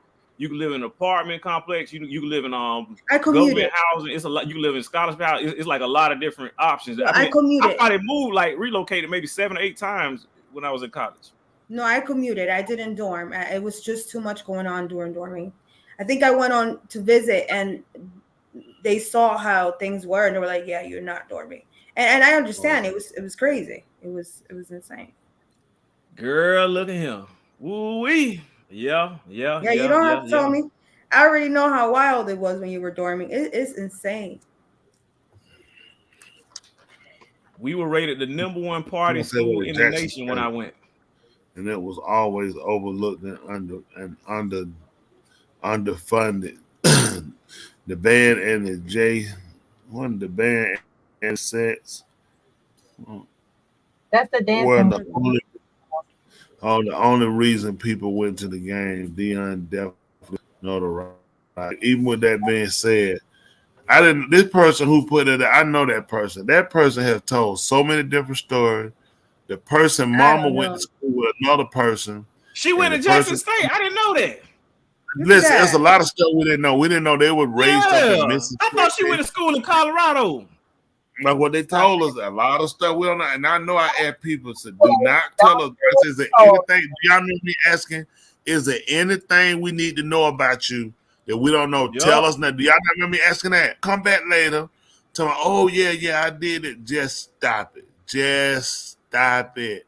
Oh, The other don't- day, she went to Jackson State, and I heard now her and Dion was up here, and her and Dion was drinking, and it was a cute all. It's just too much stuff. all party, she get all that. I don't care who telling. Don't You care ain't when. heard that. No. She said You they know all it's bad. true. You know it's bad when a lie get tired. When a lie Yeah. said, "Please stop using me. I'm just tired. I'm just wore out." I see we got our good brother on now, Confederate State 40. You looking good tonight? How we doing? You looking better? Yeah, I just I guess I'll take it for what it's worth. I'm feeling pretty good. This is one of my better weeks. Yeah. In terms of it's just that let me back up. Let me rewind. Greetings to the Fantastic Four, Dr. Joe, Smell, Miss Tully, the one and only Love Doctor. Great to see you guys tonight. It's a pleasure to be on the show tonight. I had an opportunity to speak with Dr. Joe. I had a situation earlier this week. Had to go see a psychologist and kind of let him dissect my thoughts and things of that nature. And, Dr. Joe was very instrumental and helpful in giving me some insight as to how to combat. I'm going to use that word because I think it's appropriate for what transpired on that night. So they asked me some things in which it was meant to put me in an uncomfortable situation. But I went in, gave them the truth, told them what they needed to hear, what they wanted to hear, and what I wanted to tell them. So at the end of the day, I still felt a disservice because I knew that I was not dealing with an individual. I was dealing with a system. And Ra, you were doing in your teaching. I was just listening to a couple of hours ago about how you were talking about how the system, it kind of dictates and it kind of sets the tone of how we live in society, and it's so true. It's so many different avenues and canals, channels that we have to travel through, red tape, if you will, just to kind of get, an opportunity to get a fair chance, And so you guys tonight are talking about some things which, we all have to address as a society, the Black and brown community specifically. And there was something that you guys were talking about the colleges and universities. What I do notice about the so-called Black HBCUs and stuff, you look at the booster clubs, these white colleges, they have multi-millionaire, the booster clubs that they provide funds for the athletic departments and things of that nature. And then you may have in the HBCUs some, some well-off, supporters, but for the most part, they're not owners of corporations like these white colleges, these PWIs, as you guys call them. So we still are fighting an uphill battle. And then when it comes to education, we're not always privy to the information that our counterparts are privy to as well. The textbooks are not the same. They may try to say it is and it's not. So I mean, we just have to, like you said, tonight, we have to establish our own. And when we establish our own, we have to defend our own. We have to when we build something and start it, we have to stand on it, and be willing to die for it. But I mean, we'll sell out just for a trinket. It doesn't take anything for us to give up. And you had said something. You said, and it was so inspiring. You said, I used to be one of those people that quit a lot. If I just didn't like something, I just quit. I just gave up. I just quit. And unfortunately, that's the mindset of most of the so-called Negro. He just gives up. He quits. He gets exhausted. But don't you get tired of your situation? Don't you get tired of people slamming doors in faces? And then there was an incident, right? So the situation as to where I was trying to apply for some type of credit or something, right? So they told me about my debt to income ratio and all of this, right? Using the economical terms. I said, let me ask you this question. How is it possible for me to be in a good situation when our country is in a deficit? So answer me that question. The country that I live in owes other countries. We're operating in the negative off of fiat money. And how am I supposed to be able to sustain myself income-wise in the country that I live in is behind? So answer me that. You know, but you guys have a line of credit. And you don't want to give me a line of credit, but you guys are bad businessmen and women. And then you want to try to, dim a light on me and deny me of something that won't even register on you guys' what do we call it? Budget. Your budget. So, it's just I don't really have the words for it tonight. It's depressing. Mental health. It plays a major role on you when you are denied, when your intentions are good, but you just the wrong complexion for the connection, if you will. And Love Doctor, you had asked a question about an article and some things. If you wanted someone to pull something up last week, we didn't have the opportunity. I sent an email clip over to Raw last week, and I want to know if you could play that clip. It's the clip, I believe it was 1960. I don't know. It's 1960s clip of Malcolm X, and they asked him a question: "Are you an anti-Semite?"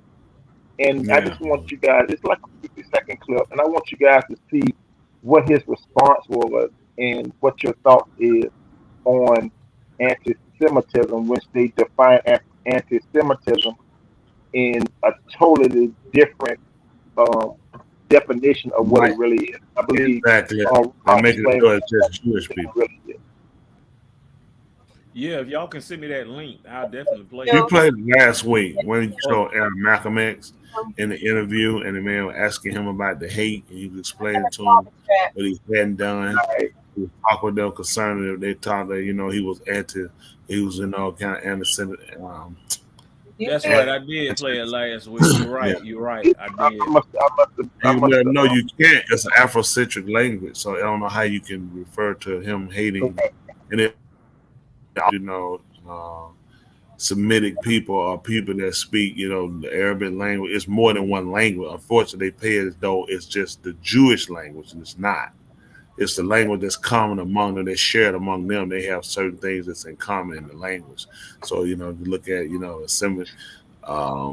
Semitism, but anyway, Semitic, and it's always something. They create the phenomenon. They create the hoax of things. They create the hate, create the love for. Just like earlier we was playing with Isaiah Thomas, we're talking about Michael Jordan, how they changed the game for Michael Jordan. And people don't believe it. Kanye West said it. He said Michael Jordan daddy. He said he was a sacrifice. He said they know about it. And he sure did. Yep. And Mike was great. Take nothing away from it. He was great. But they saw they could coin him just like they did with LeBron James. And they had to come up so much it was ridiculous. A lot of his earlier playing was flopping. It's so fans complain so much. They're like, man, we got to stop this flopping stuff, man. But they pretty much made it. You couldn't touch LeBron. They let LeBron walk to the board, walk to the basket. I mean, it was. I mean, he should have had one of them marching for breast cancer, because hell, he went. You know what I'm saying? He was marching going, man. It's like, goodness, nobody saw this. Let me ask you this. About the LeBron thing. Is it his fault that the rules changed? Is he that the game evolved? Is it his fault that he wasn't alive 30 years ago to play against the other guys with different rules? No, it's not his fault of that. It's just the fact that what did you do for them to let you do what you're doing now? Because that's not the norm. That's the problem. Even Michael Jordan. I was a Michael Jordan fan, so I ain't a person. I hate Jordan. I always hate Jordan, but I still like truth. I like to see that you did what you did, and there was still integrity in it. It wasn't okay, I was their boy, and they made a deal with me to set it up around me. You know, Tom Brady, to me, I like Tom Brady. He's a great quarterback. I'm also a fan of his enough to say it's time for you to go. You're in the way. I'm not, oh man, he ran on. But see, just know when your time is up and pass the baton. Yeah. Move on before you drag the game. Now, like LeBron, I'm gonna wait to my son. And these people who just so boneheaded and torn, you need to go ahead and go, and your son probably ain't gonna make it. Yeah. And that's His son will make it. His son will make it. No, he won't. If he only make it for the D League, Michael Jordan's son didn't make it a either. few weeks, he'll make it. Listen, no, Michael Jordan's sons didn't make it. He won the best play of the game. When it come down, these people No, money. Michael Jordan's sons was horrible. They ain't even know how to dribble.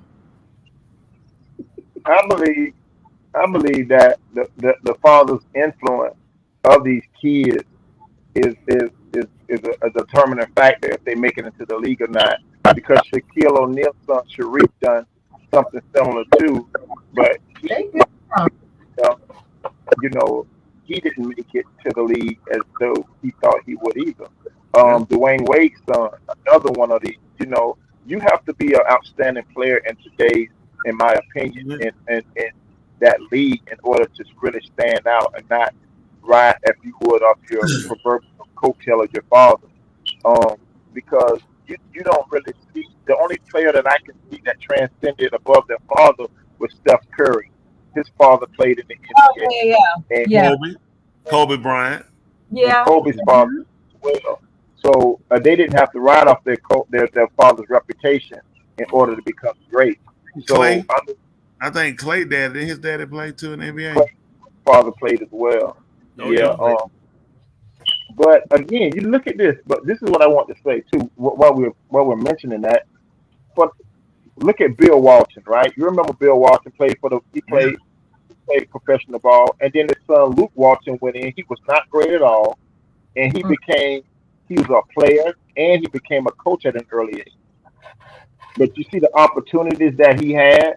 Oh yeah. You know what, Confederate? You make a good point. Yeah. Now look at they don't hold them to the same standard. You think about what hurt them. Shaq's son could have made it one for Shaq. Shaq played at such a high level. He's considered one of the best played the game in the top 10 all time. You got to count Shaq. Jordan top 10 all time. So when they kids play, they kids have such a high caliber. You have to meet. One no high caliber on Dale Curry. He played well. He played decently. He was not that people really remember like that. Klay Thompson father, a lot of Kobe's father. Nobody remember these guys. They remember their sons. And their sons really played the game well. To really push to be better. And they didn't mimic their father. Yeah. There was something to kind of talk about when you guys were talking about. I found that video too, by the way, Confederate. Would you play it, please? Yes, sir.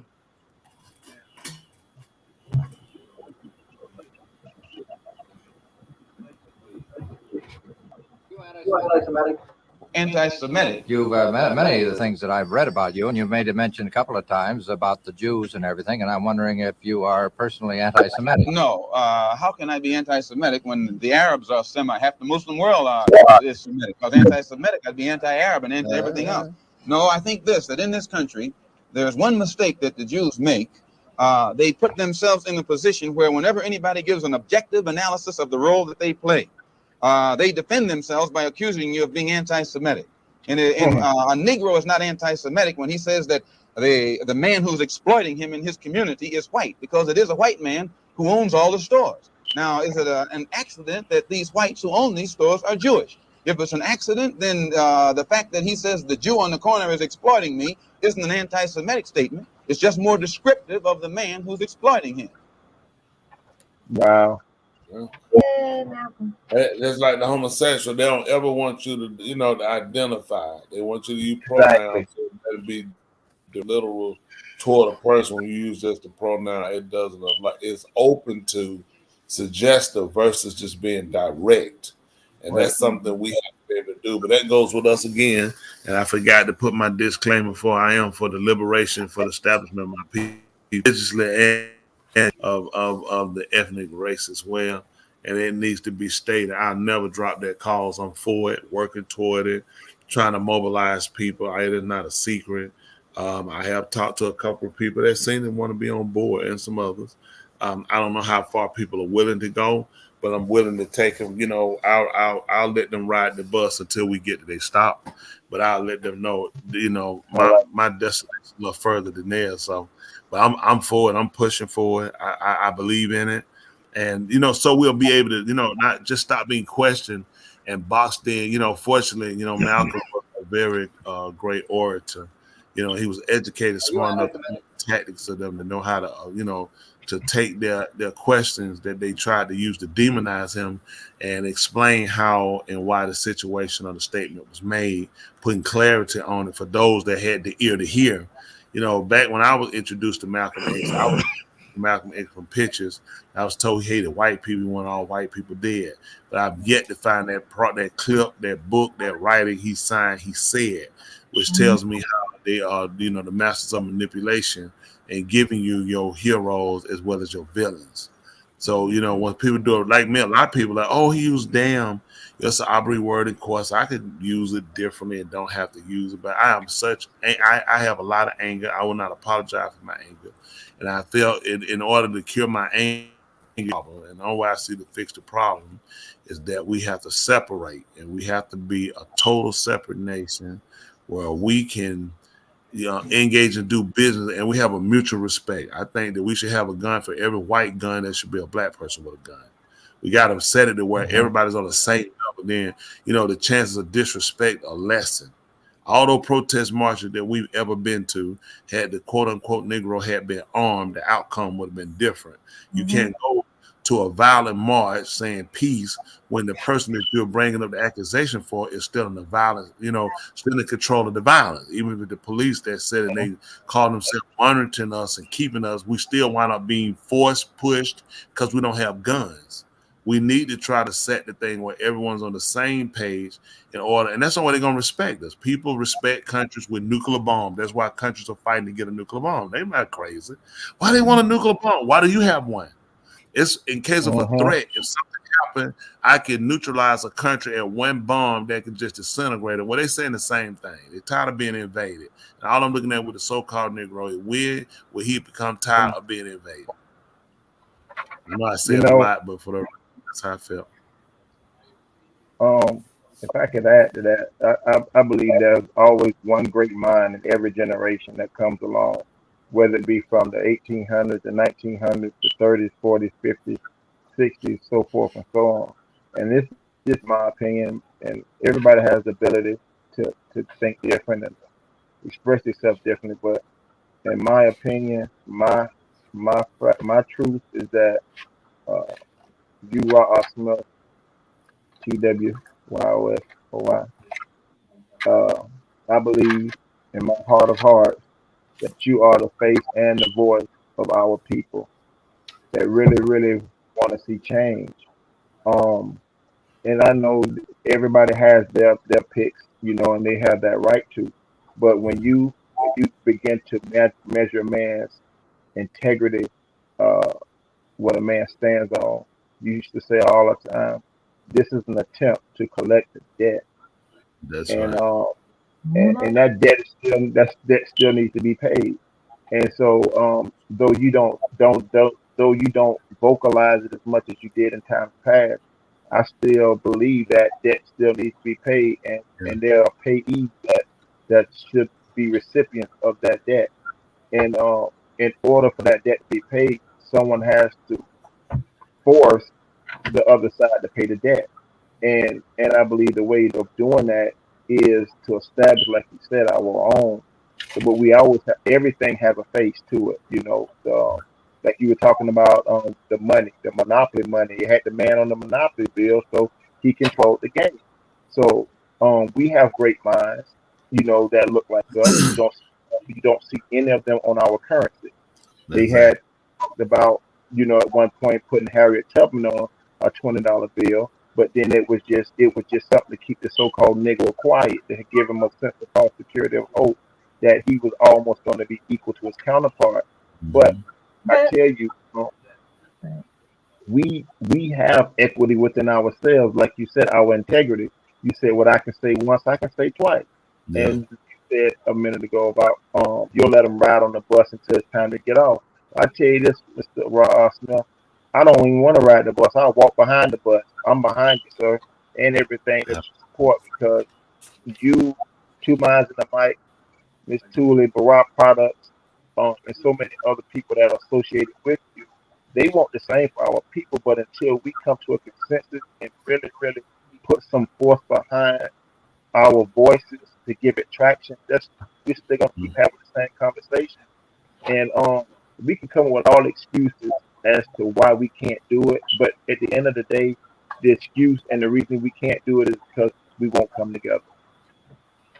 You're exactly right, and that's something that has to be stated again. I am for, and I'll be honest, I have in the past felt like, you know, just us should probably have, you know, the power too, because when you've been down so long and you've been beat, you have to start looking at self-preservation first. That's not, and you know, they made us hate anybody else who looked at themselves. America looks out for itself. And, you know, they're constantly telling us when something happens to us how violence is not the answer, but violence was the cause. And everybody know about, you know, it's amazing. They say you don't meet it with the same force. Why would foresters, when a fire break out, use fire to help put fire out? I mean, sometimes it's necessary to use the same thing or to bring about the change or the stoppage of it, the damage of it. And what we had happened so long, everybody toss us down on other great patriots and who we'll let down if we defend ourselves using the same tactics as our attackers. But yet no one goes to the attacker to talk to him and convince him to pray, convince him to turn, convince him to not let Jesus down. He's following his other counterparts who set the record or set the pace for our destruction. And our people have to constantly be reminded of it, that fire stay torched in us to realize we're not satisfied. And they'll know we will never be satisfied. We can't just be on the $20 bill. We got to be on the 10, the 1, the quarter, the penny, the dime, because you have to start looking at it. It says something about your force of power. The fact, you know, the Romans taught us when Yahushua asked them about the coin, whose was it? Romans ruled. Romans were on the coin. Everybody has ruled have been on their money. We need to be in Venezuela. The Venezuelans going to be on the money. Everybody's on their money. We're the only people that spend other people's money and make their money, and yet we have no real voice with it. And we got to get back this control. And I'm a believer that it will help to bring about some of the healing for the so-called Negro, because we're detrimentally violent to ourselves and destructive to ourselves. And a lot of it because we can't find, where are our books? Where are our institutions? You said, where are our banks? We don't have another. They say, well, I know where a black bank. You said a, you didn't say you know what several. You know what I'm saying? And we have to start establishing ourselves. And our money can't just go through the federal government. Our money has to go somewhere where it's building up for us. You know, other people do it. The Mexicans will come here and they'll make money. They'll put it back into Mexico to try to go back and regenerate. Right. We don't even take care of our families. They will send money back to their mama, mamacita, papa, whatever. You know, I'm not saying to be funny, you know, but they look at putting back. We lost that.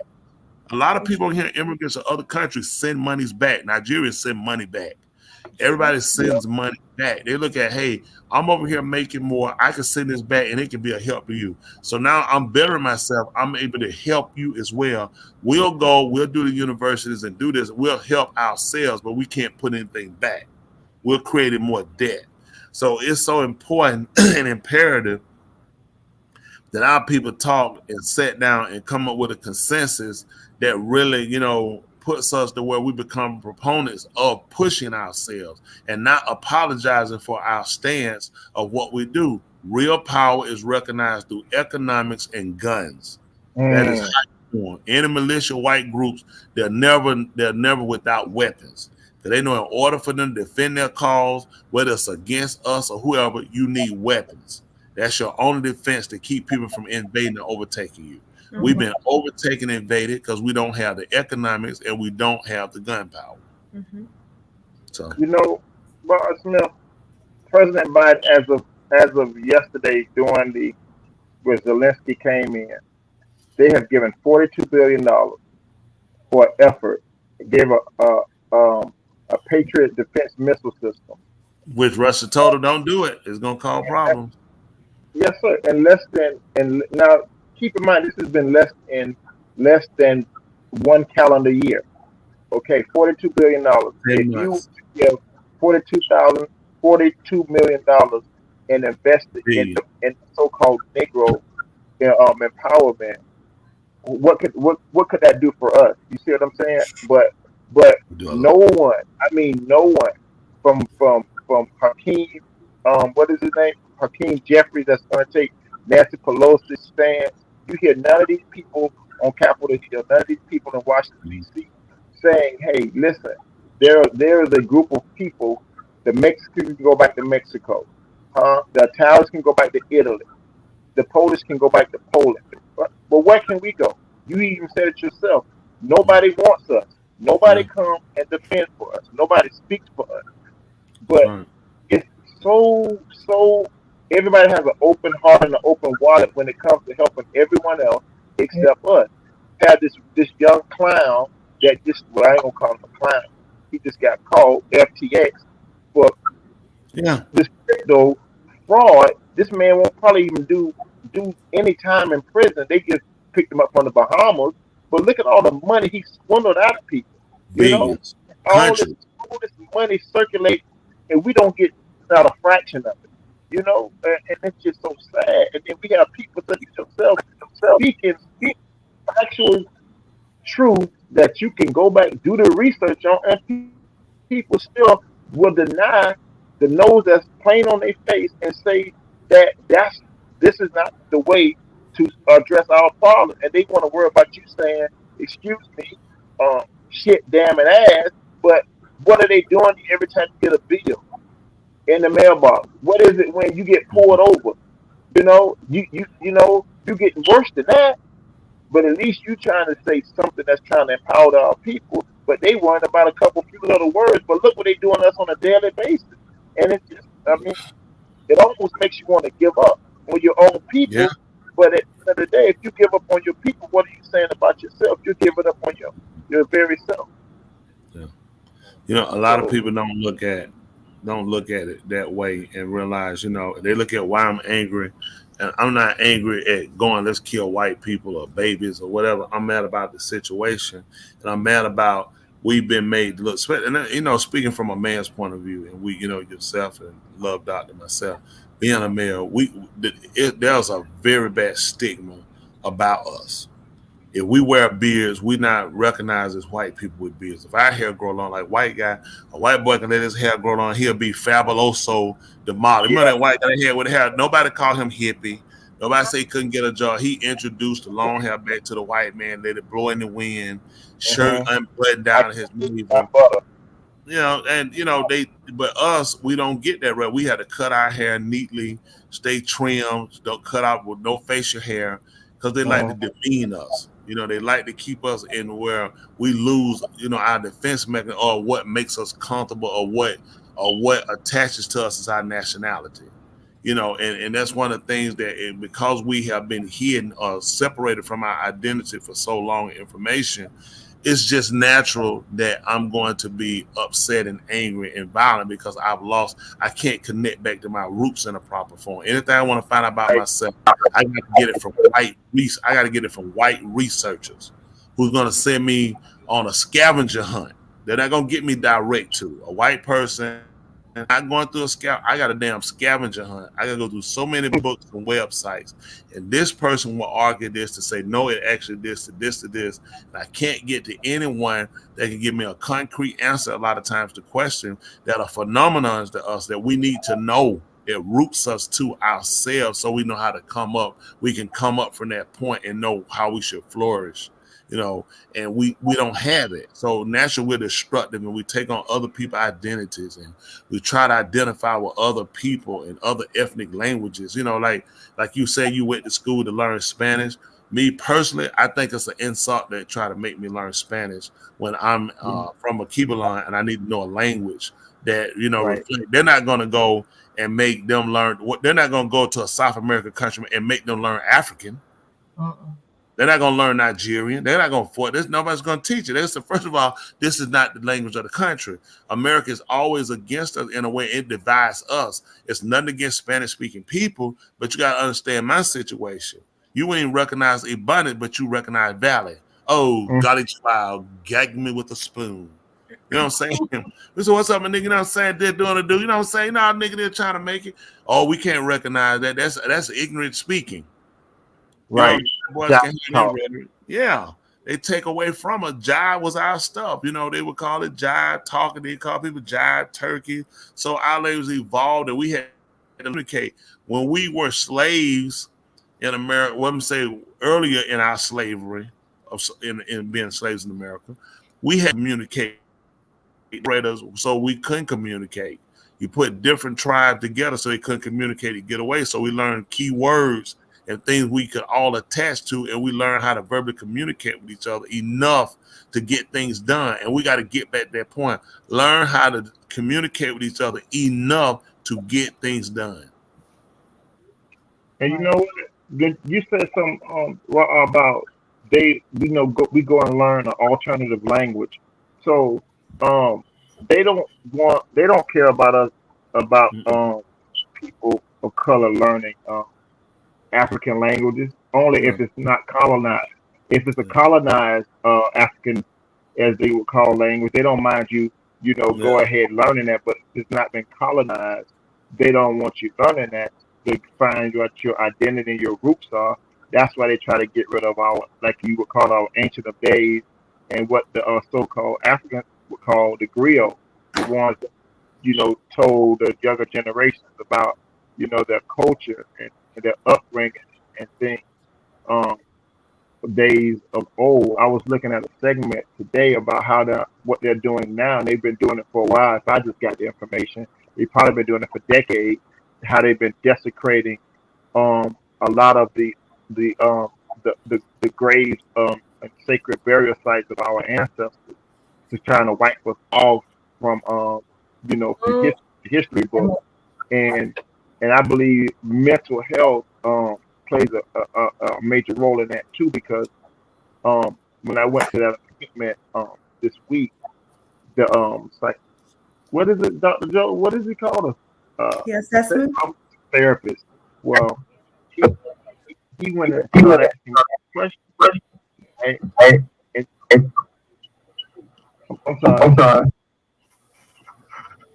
She said, he had asked me a series of questions, and one of the questions was, he gave me a multiple choice question, and the question was this. He said, what is your ethnicity? He said, white, African American, Latino. He gave me maybe like 6 or 7 choices, and I paused for maybe about 5 seconds, and I didn't answer. And then he said, would you like me to repeat the question? And I said, no. I heard the question. You just didn't give me, the proper choice to choose from. He said, so what is your ethnicity? And I told him, I said, Abari. He said, what is that? And I said, oh. And so he said, I said, are you serious? And he said, yeah. What country is that from? I said, how about a Cushite? He said, and where's that? And so I just had a short. I was taunting the guy, obviously, but I just wanted to put him in a situation where he was trying to put me in, to check me into a box. No, don't check me in a box. Let me tell you. Let me let you know who I am. Don't you give me something to choose from. And that's the problem. We're always settling for what people want to label us as, stick us in a box, put us on a shelf, and categorize us as being something. But we're more than more than meets the eye is what I'm trying to get at. And so it's not surprising that they're trying to get rid of, all the ancient texts, all our culture, like Dr. Joe was telling me about, holistic foods that it supplements us as far as our mind, body, what they call soul, that's conducive to us, and they want to give us these GMOs and all this other stuff so we can be even more off balance, and lose our identity through the foods and the education and everything. So it's just we have a lot of work to do in it. And I left, like I was telling Dr. Joe, I left that place feeling defeated because I had to express myself in a way that I was comfortable with, and it just made me feel uncomfortable knowing that this man with a pad is going to report to another man that I don't know that's going to make a determination whether I should have something or be denied of something. And I found that very disturbing. And you know what? That's what we got to do. Get out of the hands of these people and start to get back into control of things of ourselves. Because every culture has a different way it interacts or acts, and we need that. We need to. I can't say it enough. How important it is we need to talk. We need to really listen to each other, and we really need to just make changes so we can all be better people overall. People are just terrible people today because you can't be honest with yourself. You can't be honest. Be better with other people and respect other people. If I see somebody like you see a white guy, boots on, what have you say, he's a redneck. And because we've been disenfranchised by them so long, and you don't realize you kind of put yourself in the same boat as them. He could be that person with those jeans on, those boots, and that cowboy hat, and his girlfriend might have cut off jeans and walking around barefooted with a tight top or whatever it is. But isn't they're right? That's all we've been saying. Get our right to be us, and without you hurting me, wear that without you saying all black should die. I wear what it is I wear that makes me comfortable, and that I feel that makes me, or it's a part of me, and I won't wear it with I want to kill everybody white and rape every white woman and kill every white baby. We should be able to have that option and right to be able to wear and do certain things to wear and not disenfranchise one another. Now, unfortunately, America has put us in that situation where we all, for me, I did a lot. And I moved away from that. And I can admit that without prejudging everybody to be a racist because of, there's no way just for us to be the only right. And there are black groups will push that. A lot of Hebrew Israelite groups or that they might not say it verbally, literally that way, but the teaching is that we're people superior above every other race. That we're people, everybody here, honestly, when you think about it, I don't think it's a superior race. I think it's a superior behavior. And I think that comes from high. We have just as many bad and terrible people in our race as anybody else. There's nobody. We can talk about the white man crimes, and I do. And I will not stop talking about it. But we got just as many child molesters, rapists, and haters, and murderers. And it's because you just got bad people. Because nobody's sitting down imputing or implanting something different in people, giving people a better opportunity. Like I said, when us these choices, like I said, take it or leave it. That's right. I hate it. No, give me options. Give me information so I can decision. Pick a gun and just shoot you. Give me some other option. Give me other abilities so I can. So this isn't my only option that I gotta steal, that I gotta rob, that I gotta rape. Give me information so I can choose. Like we'll say, you hear people say this, you'll say, really, I don't feel sorry for them. Because they could have did something different. You can't do anything different if you don't know anything different. You have no options. Nobody just walking down the street unless you have a mental illness and you're doing a lot of these things. You take away the options. You don't give them the opportunity to choose or to decide other means because they don't have the necessary material, information, finances, community, automobiles. So now when it's lessened or limited, what do I have? I have a killer. I have a drug dealer. I have a child molester. That's not every person because they don't have. But you know what I'm saying? Because you don't give people enough opportunities, information. Well, look at what Merrick Garland doing right now. He's going back, retroacting all those drug charges, cocaine charges that people got back, especially in the crack epidemic era, where he's trying to ratify laws where people that had crack cocaine charges opposed to the counterpart powder cocaine charges got lesser sentences than a man with crack cocaine. And we know that crack cocaine was targeted for the African American community, and now we see Merrick Garland trying to get some laws passed to review these cases to have some of these sentences overturned. But look at all the destruction that it's caused. You have kids that grew up without fathers for decades, all because that they were trying to support their families to do something with something that wasn't even worth. They didn't harm anyone. They did, but they still got a 30-year sentence for less than $300 for cocaine. But then you have this white guy that has enough cocaine to distribute throughout a whole community, got probation. So I mean, let's be fair about it. I mean, like you said, I don't want to see, the opposite race all dead. But if it's going to cause for my people to flourish, so be it. I'm just being honest. What do I do? Do you force my hand to think this way? Yeah. I mean, my counterpart doesn't leave out of the house wondering if he's gonna come home tonight. He doesn't worry about is he gonna have enough to clean the light bill. He isn't worrying about when they're gonna change child support laws. To cater to a struggling a single father. That's being classified as a deadbeat because he doesn't have the job because he's been blackballed and got a criminal record. Now he can't own a gun without having to defend himself. And now if he get caught with a weapon, he's classified as a felon carrying a weapon. And all he's doing is wanting to defend himself because he sees so many crazy people out in society. So, I mean, the legislative racism, it is right here at our front door, And unfortunately, when we open that door, it's coming into our home. It's bad now. That's what we're trying to do, get it back out of there. What say you guys? I know me and Confederate, we've been talking. I mean, these are subjects I'm passionate about. We have a guest on the add to our comment. Is it Lakira? Lakinara? How does it go? How do you pronounce your name now? It's Lakiera. Hi, Lakiera. Hey, welcome to the show, Lakiera. What's up? What's up, girl? Thank you for having me. Great to be here with you guys. Just to kind of Kuma Matata.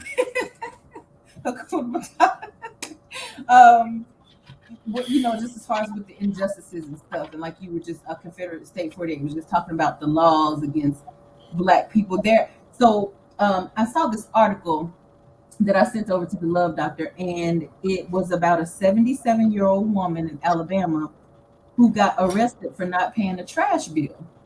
Wow. And her trash bill was $77. And when they came to arrest her, she thought it was a joke. She's like, "Are you serious?" And they were like, "Yeah, you have a warrant for your arrest for not paying your trash bill." So the law, it was a misdemeanor for failure to pay solid waste fees.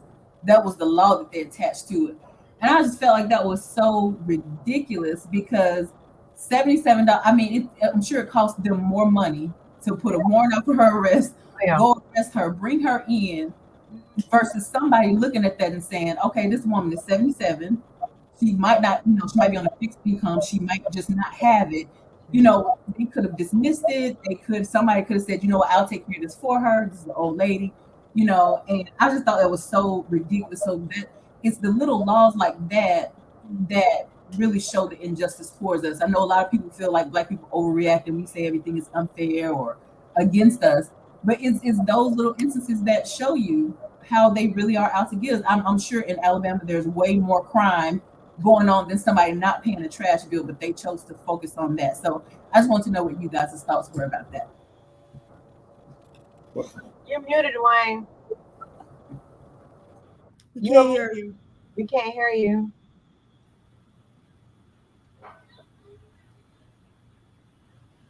I think it was with the article she sent. Grandmother was arrested for a $77 trash bill. You will say, nowhere in hell. Put up the picture full mass of this victim. It's a damn shame. This was in Alabama.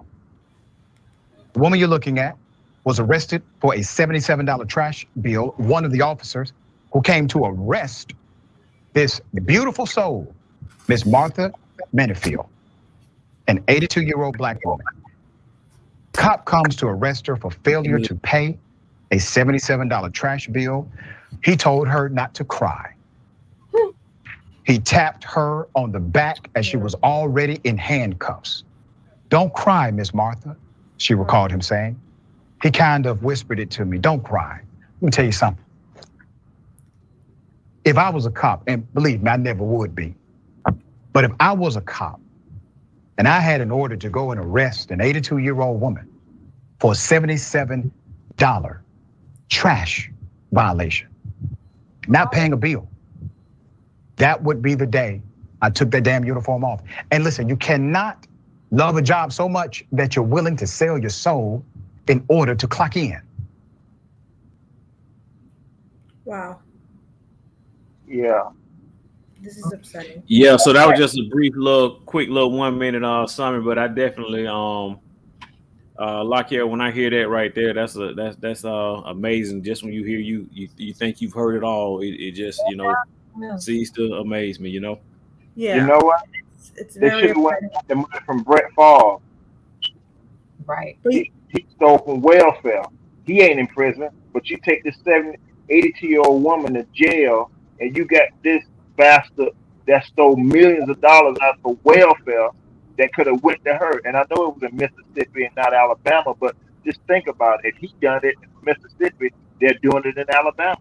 So I mean, we're obviously targeted, and we have every right to complain. If you have a situation like for myself, I choose not to complain having cancer. It hurt every single day.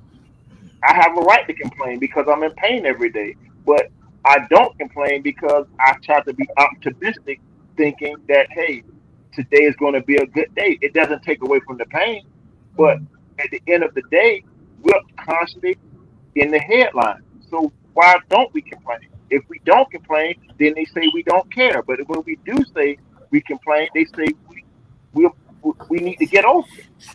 So Yeah. That's my thought. I think I'm very upset at this situation, and I think as a cop, I'm not saying take off your uniform, but go ahead and pay the $77 if you have them. But I'm more upset at the family. I think in some of the preachers at the Raha says, it's like, why are we not? Back in the days, we used to protect our families. Where are the families of this old lady? Why is $77 not paid? True. I'm more angry at the family not protecting the elders like it used to be. I would not. My grandmother would not be owing $77. They're old. At this point, where are the families protecting each other? Like Raha says, we have to protect each other. The government is not going to change, unfortunately. You see the difference, though? I'm saying with Dr. Joe, you come from a culture that we used to have as well, where you took care of the older people, and they did. People don't do that now. Older people are not regarded or kept. They're disposable. Because you leave me some insurance money, I'm gonna get your house. I need you dead so I can come to my inheritance. It's not to go get help, keep them alive. When my grandfather died, people chipped in, they paid me help. I know Tula, her grandmother, her brother went, stayed with the grandmother, and they'll with that help out, a paramedic and a firefighter. But people don't have that. That's not something that's innately in us anymore. They made us lose that for one another, just to hate, because we sacrifice, we work so hard to try to make it that we stopped caring about each other. It was about trying to get the notoriety that we lost, what made us that quality people, Even with family reunions back then, it was family reunion. You were safe. It was your cousin, your family. Man, that was great. When I was growing up, man, we had family. Man, we had 4th of July, Christmas, Thanksgiving. People came. It was like, man, this is my family. We the vibe, the energy we got. Not down. I mean, people just don't have it anymore. It's not there. Yeah, and I grew up seeing the family reunions you guys have from my friends, and I said, "Wow, this is beautiful. You guys get together once, twice a year, and you haven't seen each other for a long time, and it's a beautiful thing." But I mean, I feel like you said, Now it's all about interest. It's let's let this woman die so that we can get her house, because these people, these old people, have built actually more than the young generation, and that's what we're waiting for, is for them to die so we can take what they worked for. And I feel like as society, we have to change. Although the government is not changing, what are we doing? Because where is this family members? It's just, to me, that's what upsets me more than the cop going, because we already know their mentality. But what about the family? Think about this too, Dr. Jones. Really, with the family, now you're in Mississippi, Alabama. They'll post them at two of our most illiterate states, Georgia. They'll say that because, of course, that's their ideology. But they teach us, when those people come with guns and badges, you can't beat them. This is the law. You got to let them go. Right. And you trust the system, the same system that broke us all up. So a lot of people, the mindset of it's the law, whether you didn't know it or not, that's how they beat us. If you look at why they kept us out of the voting arena so long, they use literacy to beat us then. They said, well, let's give you a composite test to see if you're able, smart enough to even vote. So when they came out with tests, they've always used tests to degrade us, to keep us out. They word test in a way to where you'll spend more time trying to figure, are they asking you yes or are they asking you no? Mm-hmm. I can't tell by the way they word this question. And they use that to confuse you, then give you a time system on it where it just breaks you down. People say, oh, I'm not a good tester. So first of all, it's not plain and and then say they put you on a time schedule and they give you things typically that you're not accustomed to using, conversating or doing. Help us back. When they come, we don't understand how laws made. We don't understand if you don't like something, there are people who allow these laws to be passed, the legislative. Then you need to know how to go in and overturn these things. Get somebody to come in and transcend them and change them. We don't learn that. We learn take up a sign, write on the sign, walk out in the street, start marching. And hopefully they'll do something and pray. Get on your knees and pray in front of a white man, make him feel bad praying. Go back home. Legislation. We got to start picking our politicians. We got to start putting people in. We got to start changing bills and altering writing.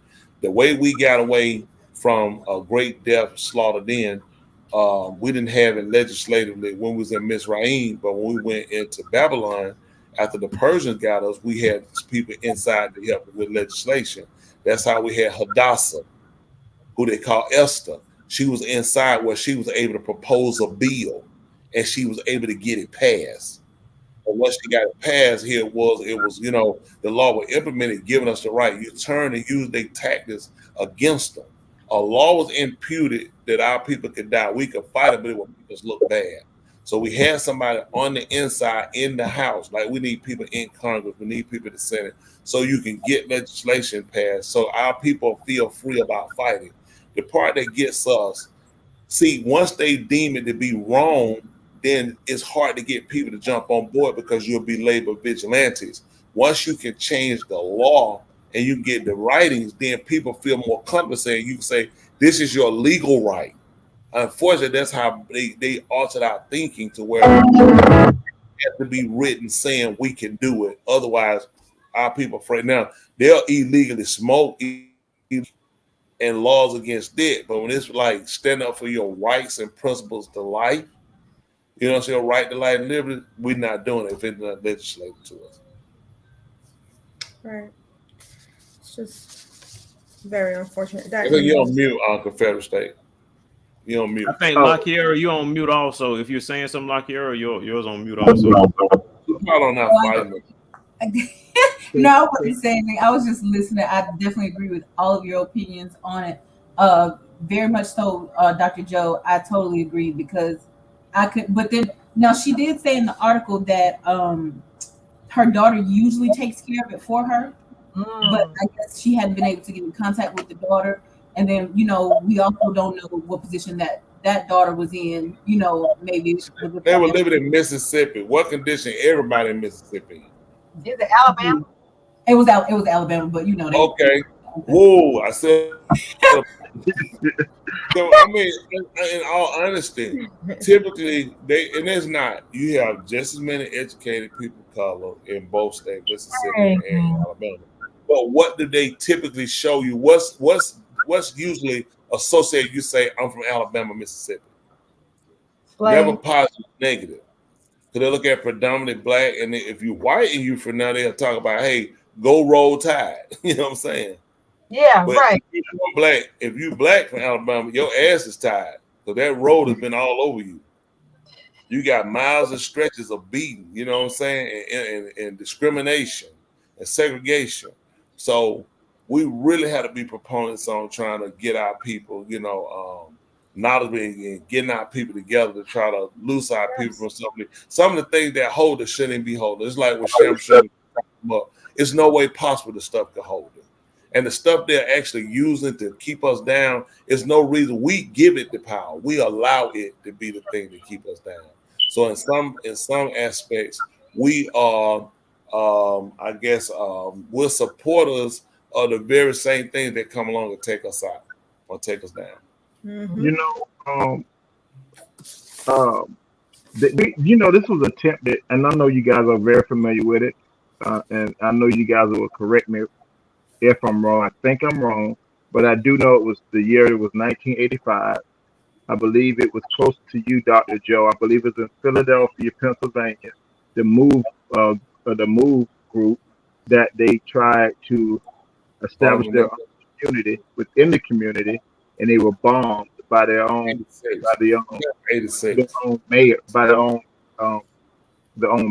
Went on to become oh gosh. But I know you guys are familiar with the John Africa. I don't remember the name, but I think it was in 86, I think. Was it 85? Philadelphia. 85 or 86. Right. They tried to establish, but they caught them extremists, and they done all of this stuff, and they done that. But now here's the contrast. Are you familiar with Michael Flynn? Who's a former general, former lawyer, and former NSA. Right. Now look what he did in the state of Florida with the Proud Boys. What he did with local legislation. How they got their people in the position to strengthen their community, right? And then when they did their storm on the Capitol in January 6th, that's when it came to an end. But look how far they were able to orchestrate something in order to get that far, and they're known as being patriots. My point in case being, we can reunite things that were successful in times past too, but we just need to fortify ourselves more so to make sure that we don't have a repeat of Philadelphia 85. So I'll close with this. Six points I would like to make very briefly. Mm-hmm. Hit that cash out, hit that like button. That's right. Hit that subscription, hit that share, and always support Two Minds in the Mic and the Fantastic Four. This is Confederate States 48 signing off. I'll hop you all. Looking forward to seeing you next week. And before we leave, since the holidays are coming up, I just wanted to talk briefly, like 2 minutes about anxiety. We're coming up for the holidays. So, a lot of people are going with 60% or more people suffering from anxiety and depression disorder. With the holidays is all-time high because of lack of money, death of people, and loved ones missing. It's just flashbacks of get-togethers you did have. Depression goes all-time high. Just stay safe. Look for help.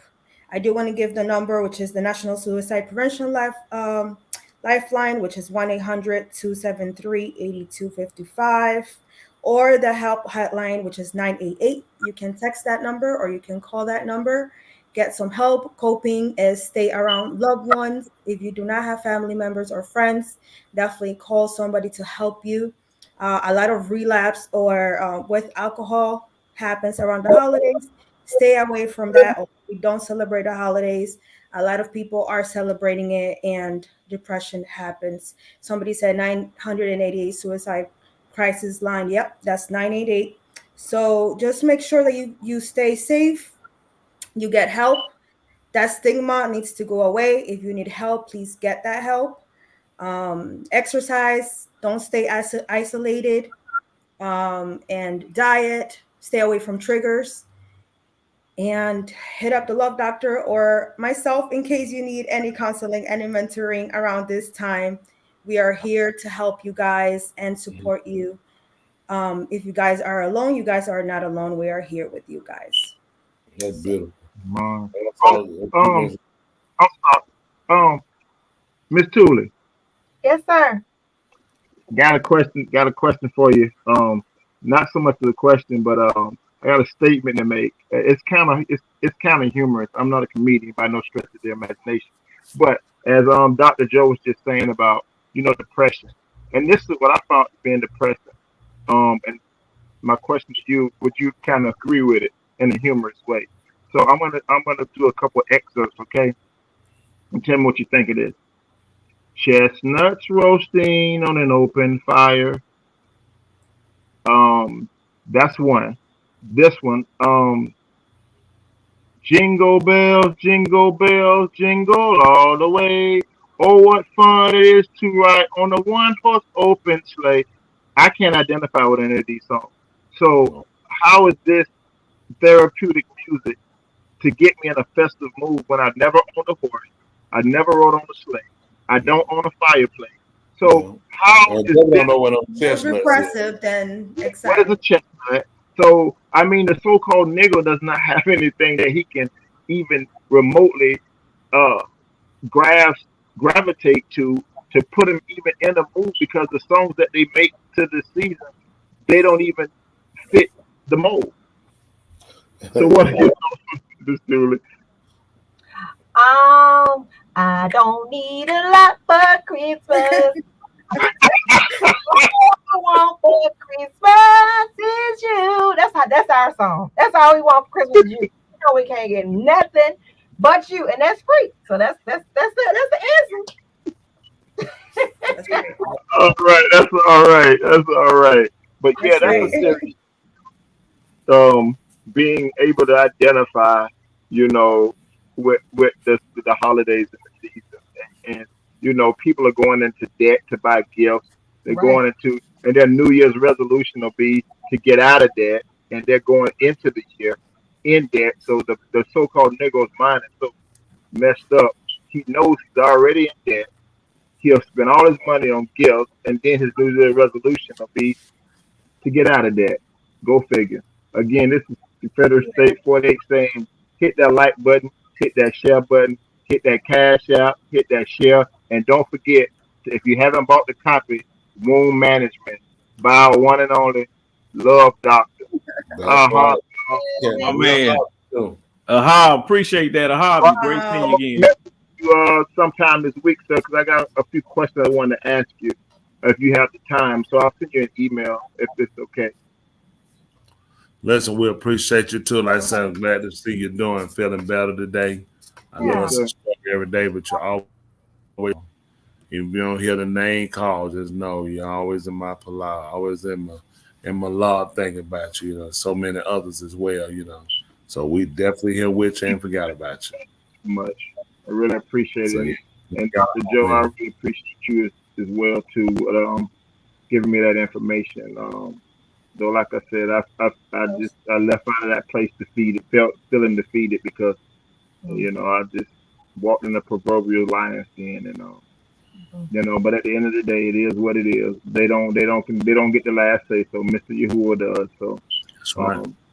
That's what my Nakum is. So I really appreciate you guys. 2 minds in the mic, best show in America.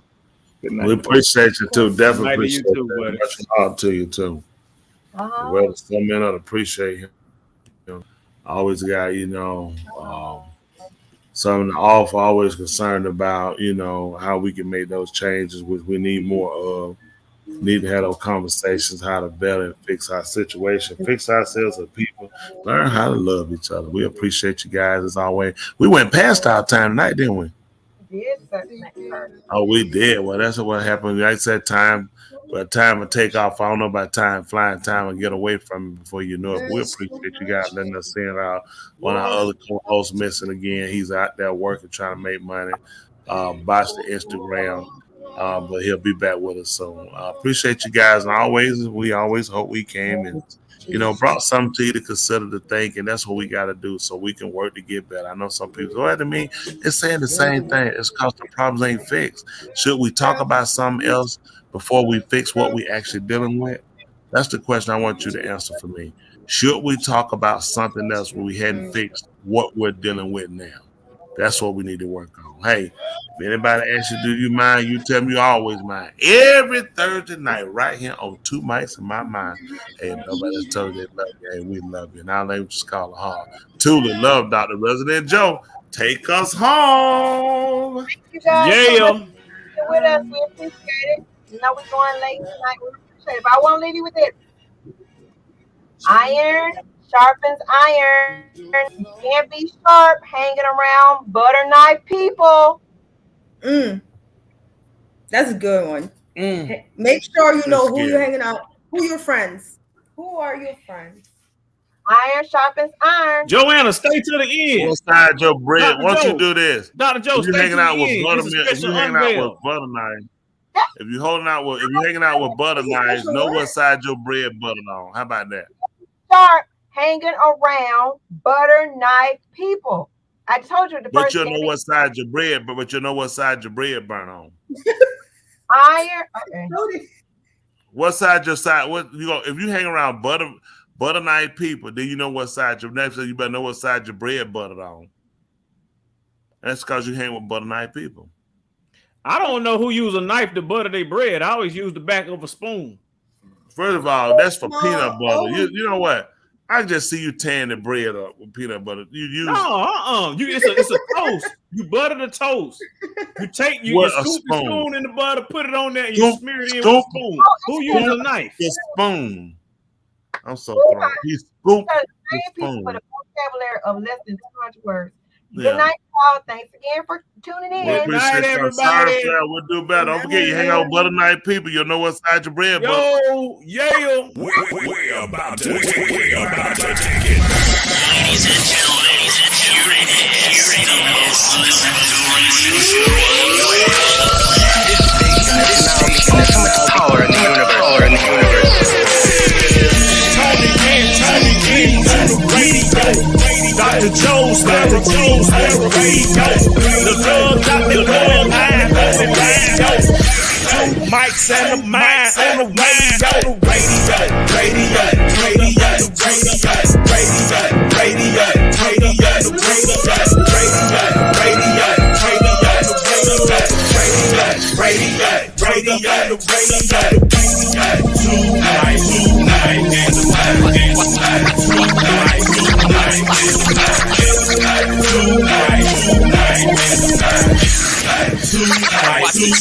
And the mind.